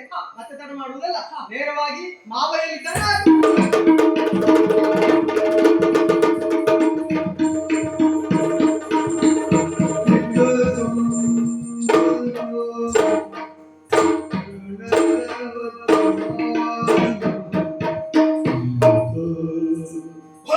ಕೃಷ್ಣನನ್ನು ಕರೆತರುವುದಕ್ಕಾಗಿ ಅಕ್ರೂರನನ್ನು ಕಳೆದುಕೊಟ್ಟಿದ್ದೇನೆ. ನಿರೀಕ್ಷೆಯಿರುತ್ತೇನೆ, ನೋಡೋಣ. ಒಡೆಯೋ ಒಡೆಯೋ ಒಡೆಯೋ, ಯಾರದು? ನೀವು ದ್ವಾರಕೆಗೆ ಅಕ್ರೂರನನ್ನ ಕೃಷ್ಣ ಬಲರಾಮನನ್ನ ಕರೆದು ತರುವಾಗಿ ಕಳಿಸಿಕೊಟ್ಟಿದ್ದೀರಿ. ಹೌದು. ಆದರೆ ಅವನು ಕರೆದು ತಂದಿದ್ದಾನೆ. ಬಂದ್ರು? ಹೌದು. ಬರ್ಲಿ.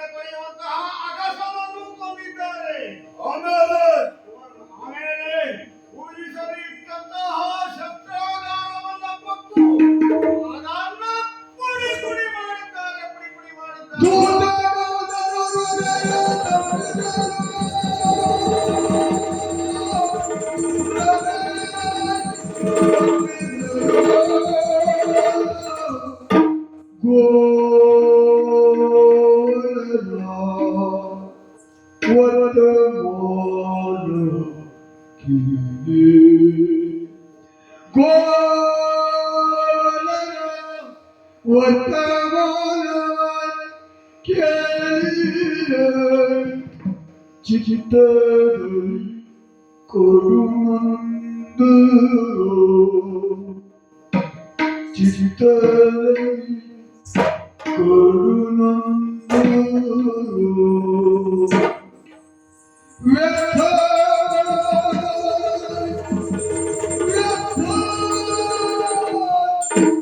ಬರಿದಿದೆ ಹಾಗೆ ವ್ಯರ್ಥ ವ್ಯರ್ಥ ವ್ಯರ್ಥ ಬರಿದಿದೆ ಬರಿದಿದೆ ಬರಿದಿದೆ ಹಾಗೆ ಶಿವ ಶಿವ ಉದ್ಭುತ ಅದ್ಭುತ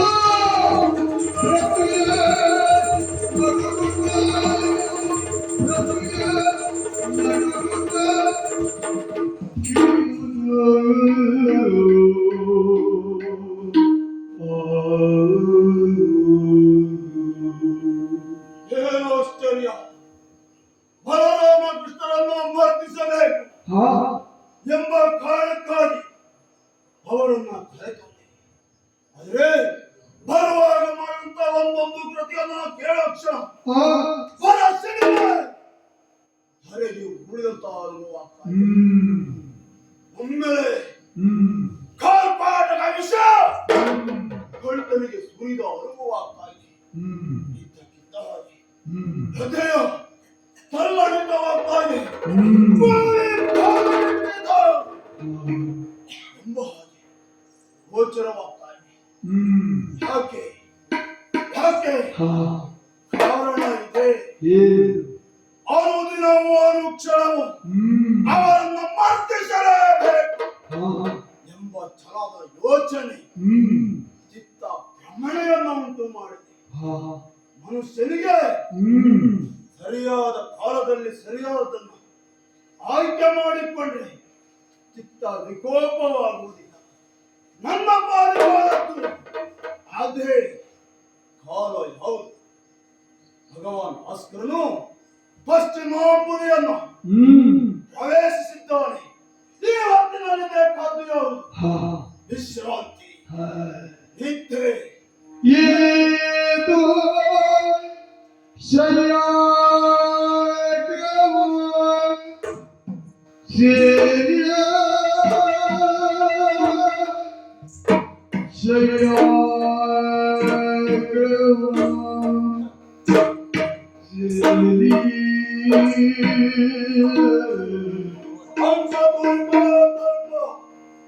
ಸಿದ್ಧವಾಗಿದೆ.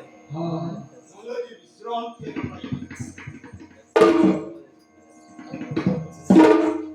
ಬಹಳಷ್ಟು ದಿನವೇ ಕಳೆದು ಹೋಯಿತು. ಈ ತತ್ವದ ಮೇಲೆ ಮಲಗದೆ ಕಾರಣ ಆಲೋಚನೆ ಅದನ್ನ ಬದಿಗಿಟ್ಟು ವಿಶ್ರಾಂತಿಯನ್ನು ಪಡೆಯುತ್ತೆ.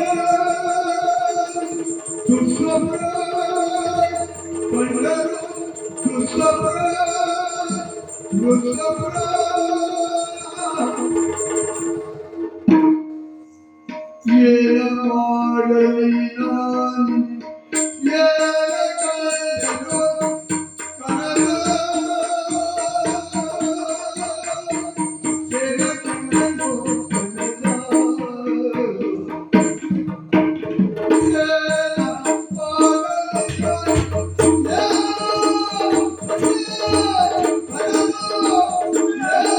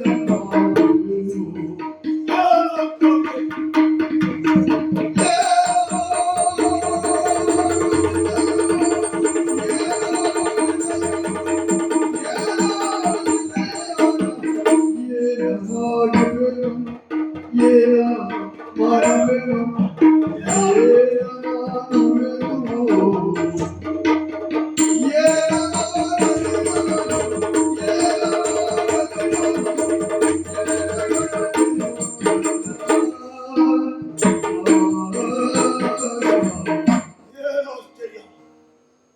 ನಿಶ್ಚಿಂತೆಯಿಂದ ಮಲಗಬೇಕು, ವಿಶ್ರಾಂತಿಯನ್ನು ಪಡೆಯಬೇಕು ನಿಮ್ಮ ಕಾರಣಕ್ಕಾಗಿ ಹಂತ ತೋರಿಕೋ ತತ್ವದಲ್ಲಿ ಮಲಗಿದ್ರೆ ಮೂರುಳ್ಳಿನ ಹಾಸಿಗೆ ಮಲಗಿದಂತ ಅನುಭವ ನನ್ನ ಪಾದ ಆಗ್ತಾ ಇದೆ. ಕಣ್ಣು ಮುಚ್ಚಿದ ಅಕ್ಷರ ನನಗೆ ಏನನ್ನು ನೋಡ್ತಾ ಇದ್ದೇನೆ, ಏನನ್ನು ಕಾಣ್ತಾ ಇದ್ದೇನೆ, ಏನಾಗುತ್ತಾ ಇದೆ ಎನ್ನುವುದೇ ಅರ್ಥವಾಗುತ್ತಾ ಇಲ್ಲ. ಕ್ಷಣದಿಂದ ಕ್ಷಣ ಕ್ಷಣಕ್ಕೂ ಆಗುತ್ತಿರುವಂತ ಬದಲಾವಣೆಗಳನ್ನು ನೋಡಿದ್ರೆ ಅಯ್ಯೋ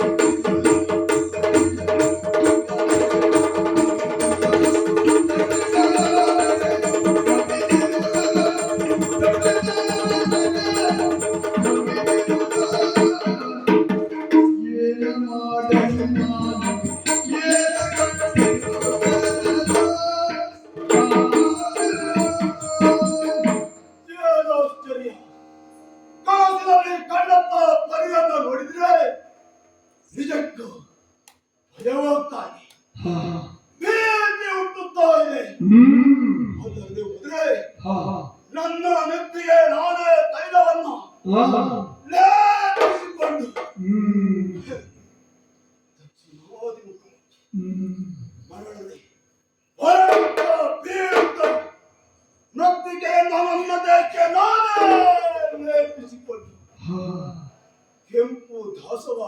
ಹಾ ಮಾರಾಟ ಧರಿಸಿ ಹಾ ಹೀನ ಪ್ರಾಣಿ ಹ್ಮ್ ಆ ಕತ್ತೆಯ ಮೇಲೇರಿ ಹಾ ದಕ್ಷಿಣಾಭಿಮುಖವಾಗಿ ಹ್ಮ್ ಸಾಗ್ತಾ ಇರುವಂತ ಕ್ರೂರ ಕ್ರೂರ ದೃಶ್ಯವನ್ನ ಕಾಣ್ತಾ ಇದ್ದೇನೆ. ಹಾ ಈ ರೀತಿಯಾಗಿ ಜೀವವಿರುವಾಗಲೇ ಹ್ಮ್ ಒಂದು ವ್ಯಕ್ತಿ ಹಾ ಅವನ ಪಾಲಲ್ಲಿ ಹ್ಮ್ ಅವನ ಜೀವನದಲ್ಲಿ ನೋಡಿದಂತಾದರೆ ಹಾ ಅಪಶಕುನ. ಹ್ಮ್ ಅಂತ ಅಪಶಕುನದ ಕನಸನ್ನ ಹ್ಮ್ ನಾನು ಇವತ್ತು ನೋಡ್ತಾ ಇದ್ದೇನೆ, ಹಾ ಕಾಣ್ತಾ ಇದ್ದೇನೆ. ಹಾ ಈ ರೀತಿಯಾಗಿ ಕನಸು ಉರಿಯುವುದು ಒಂದೇ ದೀಪ ಉರಿಯುವುದು ಒಂದು ದೀಪ ಉರಿಯುವುದು ಒಂದು ದೀಪ ಉರಿಯುವುದು ಒಂದು ದೀಪ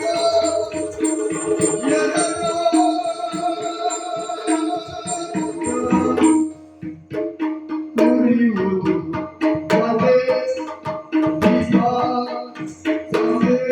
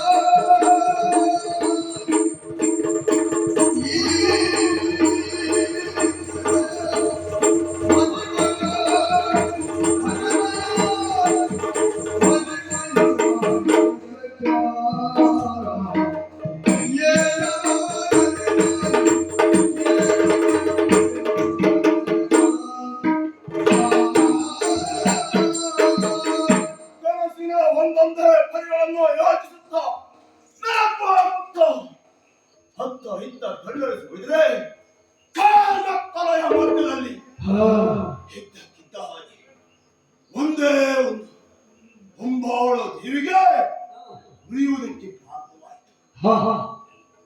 ದೇವಿಗೆ ಉರಿಯುತ್ತಾ ಇದೆ ಎನ್ನುವುದಾಗಿ ದೃಷ್ಟಿ ಮಾಡಿದ್ರೆ ಎರಡಾಗುತ್ತಾ ಇದೆ, ಮೂರಾಗುತ್ತಾ ಇದೆ, ನಾಲ್ಕಾಗುತ್ತಾ ಇದೆ.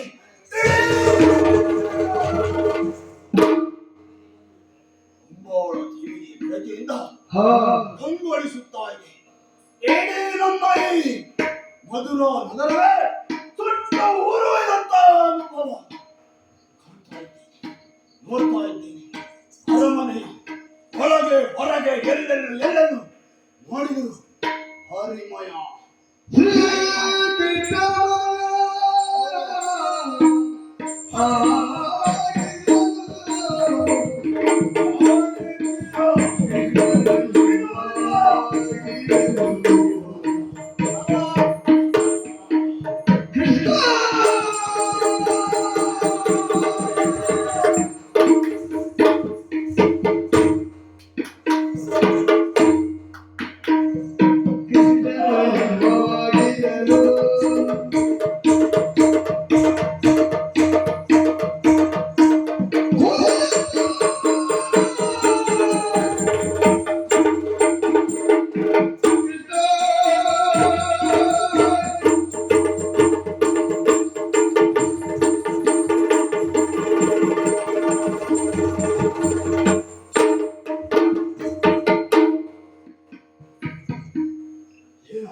ಏನು ಆಶ್ಚರ್ಯ ಕಾಣುತ್ತಿರುವ ಆ ಕೃಷ್ಣನನ್ನು ಹಿಡಿದು ಬರದೆ ಹಾಗೆ ಭಾತಿ ಈ ಮಧುರೆಯ ವಜ್ರದ ಕಂಬವನ್ನು ಹಾಕಿ ತಪ್ಪಿ ನನ್ನ ಕರವೇ ನೋವಾಗಿ ಬಿಟ್ರೆ ಆ ಕಡೆ ಇದ್ದಾನೆ ಎಂಬಾಗಿ ಭಾವಿಸಿ ಅಲ್ಲಿ ಹೋಗಿದ್ದೀನಿ. ಹಾ ಹಾ ಕಂಬ ಅಲ್ಲ, ಅದು ನಮ್ಮ ಮಧುರಾಯ ರೂಪಸ್ಥ. ಹೀಗೆ ಎಲ್ಲೆಲ್ಲೂ ಕೃಷ್ಣಮಯ. ಇದಕ್ಕೆ ಕಾರಣ ಚಿತ್ತಾದಿ ಕಲ್ಪ ನೋಡುವ. ತರಣಿ ಉದಯಿಸ ಭಕ್ತಿಭಾವತಿ ತರಣಿಯ ಉದಯಿಸ ಭಕ್ತಿಭಾವತಿ ಹರನ ಪೂಜಿಸಿಯೇ ಶಂಕರನ ಪೂಜಿಸಿಯೇ ಶಂಭೋ ಮಹಾದೇವ.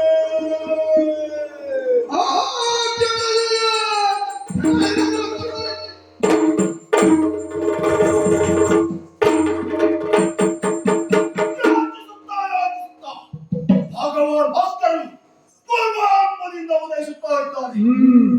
ಆರಾಧ್ಯ ದೇವರಾದ ಪರಶುರನು ಮನಸ್ಸ ಧ್ಯಾನಿಸಿ ಪೂಜಿಸಿ ಅವನ ಪ್ರಸಾದವನ್ನು ಸ್ವೀಕರಿಸಿದ್ದಾನೆ. ಹೋಗಿ ಅವರನ್ನು ಕೊಯ್ದು ಕೊಂದು ಬಂದರು. ಅಂತ ಮಧುರೆ ಹೋಗಿದ್ದಾರೆ. ಇಲ್ಲಿ ಯಾರು ತಪ್ಪಿ ಬಂದ್ರೆ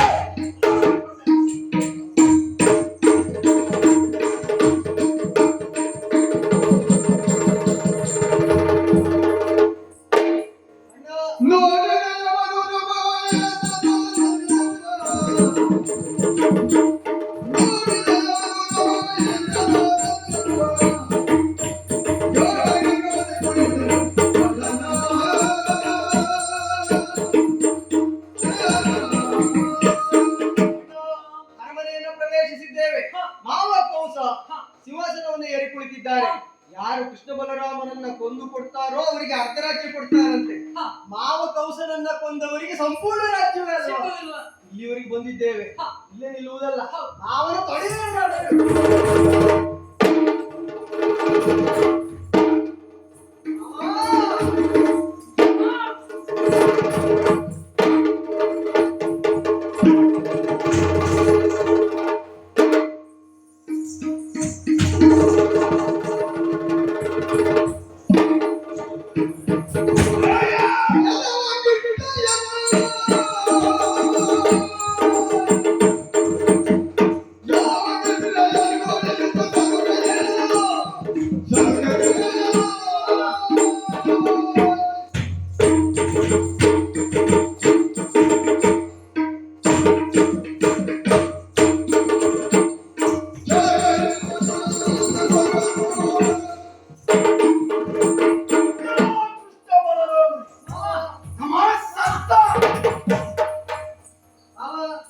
ಮಾವ ಸತ್ತ. ಯಾವಾಗ? ನೀನು ಹುಟ್ಟಿದ ಒಂದು ಗಳಿಗೆಲ್ಲ ಸತ್ತ. ನೀನು ಇದ್ಯಾವುದು? ಏಯ್, ಯಾರು? ಇದು ನಮ್ಮ ಮಾವನ ಪೇತ ಅಂತ ಭಾಷೆ. ಹೌದಾ? ಏಯ್, ಹಬ್ಬದ ಕಾಲದ ಪ್ರೇತವ? ಪೇತ ಆಪಣೆ ಮಾಡ್ತೇನೆ. ಏಯ್ ಮಾವ, ಕೃಷ್ಣ, ಓ, ಏನ ಸಾವಿಗೆ ಮಾವ ಏನನ್ನ ಸಡುವೆ ಬಾರು.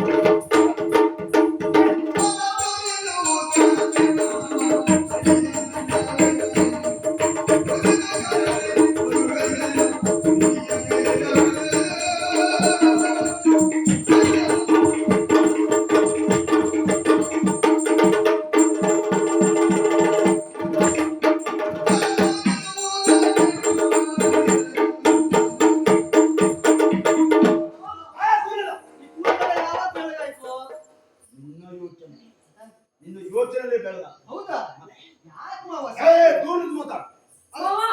ಇಲ್ಲಿ ಕುಲದಿಂದ ಮದುವೆಯವರೆಗೆ ಆಗಿ ಬಂದಿದ್ದೇವೆ. ಬಂದದ್ದು ಯಾಕೆ ಕೇಳು? ನಿನ್ನೊಟ್ಟಿಗೆ ಕುಳಿತುಕೊಳ್ಳಬೇಕು, ನಿನ್ನೊಟ್ಟಿಗೆ ಮಾತಾಡಬೇಕು ಅಂತ. ಹೀಗೆ ಬಂದ ನಮ್ಮಲ್ಲಿ ಸಿಟ್ಟನ್ನ ಕಾಣಿಸ್ತಾ ಇದ್ದೀಯ. ಯಾಕೆ ಮಾವ ಸಿಟ್ಟು?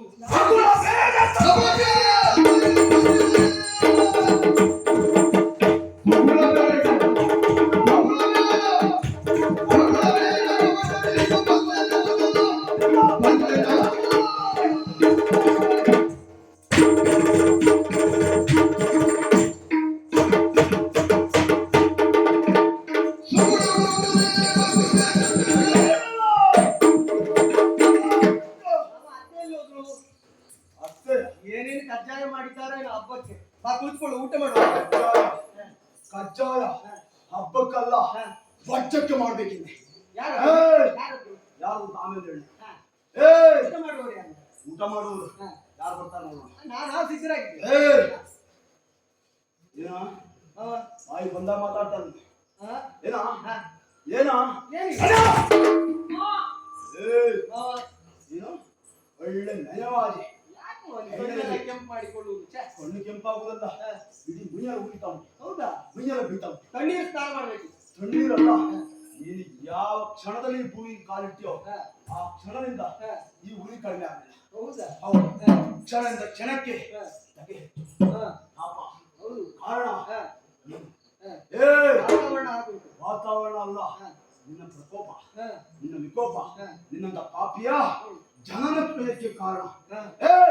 ಹುಟ್ಟಿದೆಯಲ್ಲ ನಮ್ಮವಳ ಅಂತ ಆ ಪುತನೆಯನ್ನು ಯಾಕೆ ಬಂದೆ?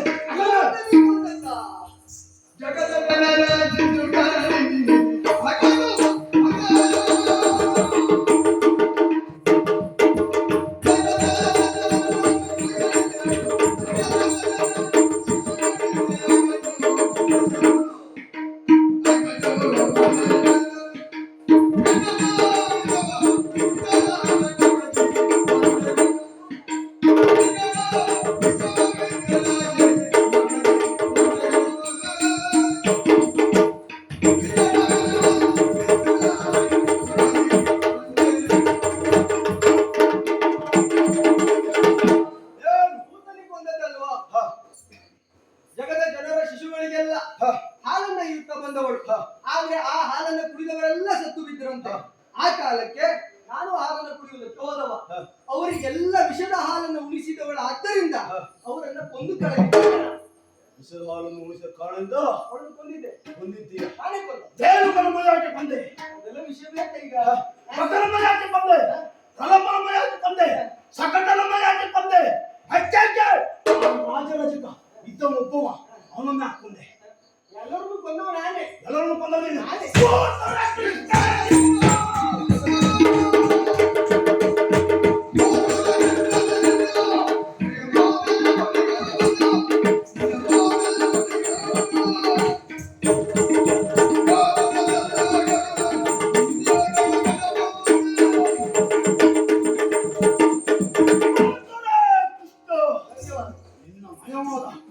ಮಾತು, ನಿನ್ನ ಮೋಸ, ವಂಚನೆ, ಇದು ಯಾವುದನ್ನು ಗೊತ್ತಾಗುದಿಲ್ಲ ಅಂತ ಭಾವಿಸಿದ್ಯಾ?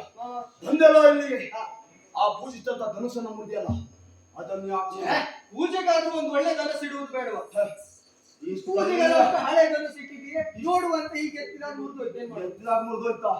ಎಷ್ಟು ಹಳೆದಾದ್ರು ಎಷ್ಟು ಗಟ್ಟಿ ಕೂತ್ಕೊಂಡ. ಅದೇ ಯಾವಾಗಲೂ ಪೂಜೆಗೆ ಮಾತ್ರ ಇಡುವುದನ್ನು. ಕಾಪಿ ಬದಲಿ ಮಾಡ್ಕಾಲ್ ನೀನು ನೋಡಿದ್ಯಾ? ಮುಂದಿನ ಸಲ ಹೊಸ ಹೊಸ ಧನಸ್ಸನ್ನು ಮಾಡಿದ್ರೆ ಹೊಸ ಧನುಸು ಮಾಡುವುದಾ? ನಾವು ಮಾಡ್ತೇವೆ. ಎತ್ತು ಬರದೇ ಮಾಡ್ತೇನೆ. ಒಂದೆಲ್ಲ ನಿನ್ನನ್ನು ಇಲ್ಲಿಗೆ ನಿನ್ನನ್ನು ಯಮನ ಕೊಡ್ತೇನೆ. ಇಲ್ಲ ನಿನ್ನ ಮಾತಾಡ್ಬಿಟ್ಟ ನಡ್ತೇನೆ. ಯಾಕೆ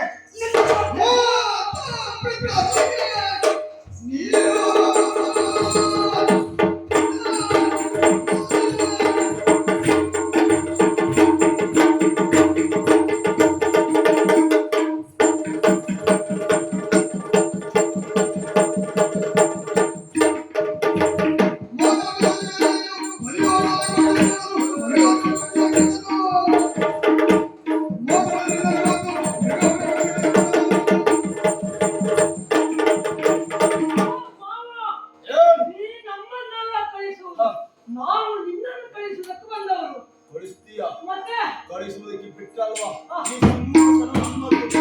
ಯಾವ ಭಗವಂತ ನೋಡ್ತಾನೆ.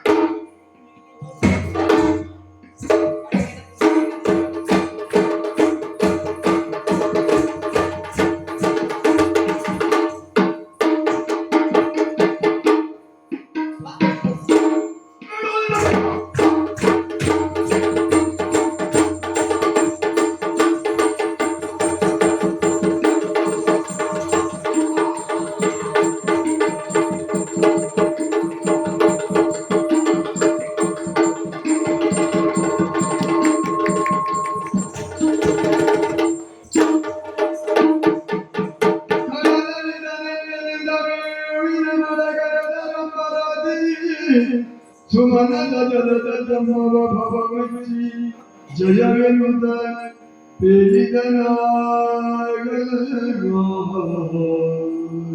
ಅಣ್ಣ ಮಾವ ಕೌಶಲನ್ನ ಕೊಂದದ್ದಾಯ್ತು. ಅಜ್ಜ ಉಗ್ರಸೇನನಿಗೆ ಇಲ್ಲಿಯ ಪಟ್ಟವನ್ನು ವಹಿಸಿಕೊಡಬೇಕು. ನಮ್ಮ ತಂದೆ ತಾಯಿಗಳನ್ನ ಸೆರೆಯಿಂದ ಬಿಡಿಸಬೇಕು. ಈ ಎಲ್ಲ ಕಾರ್ಯವನ್ನು ಮುಗಿಸಿದ ಬಳಿಕ ನಾವು ಇಲ್ಲಿ ನಿಲ್ಲೋದಲ್ಲ. ವಿದ್ಯಾಭ್ಯಾಸಕ್ಕಾಗಿ ತೆರಳೋಣ. ಹೇಳು.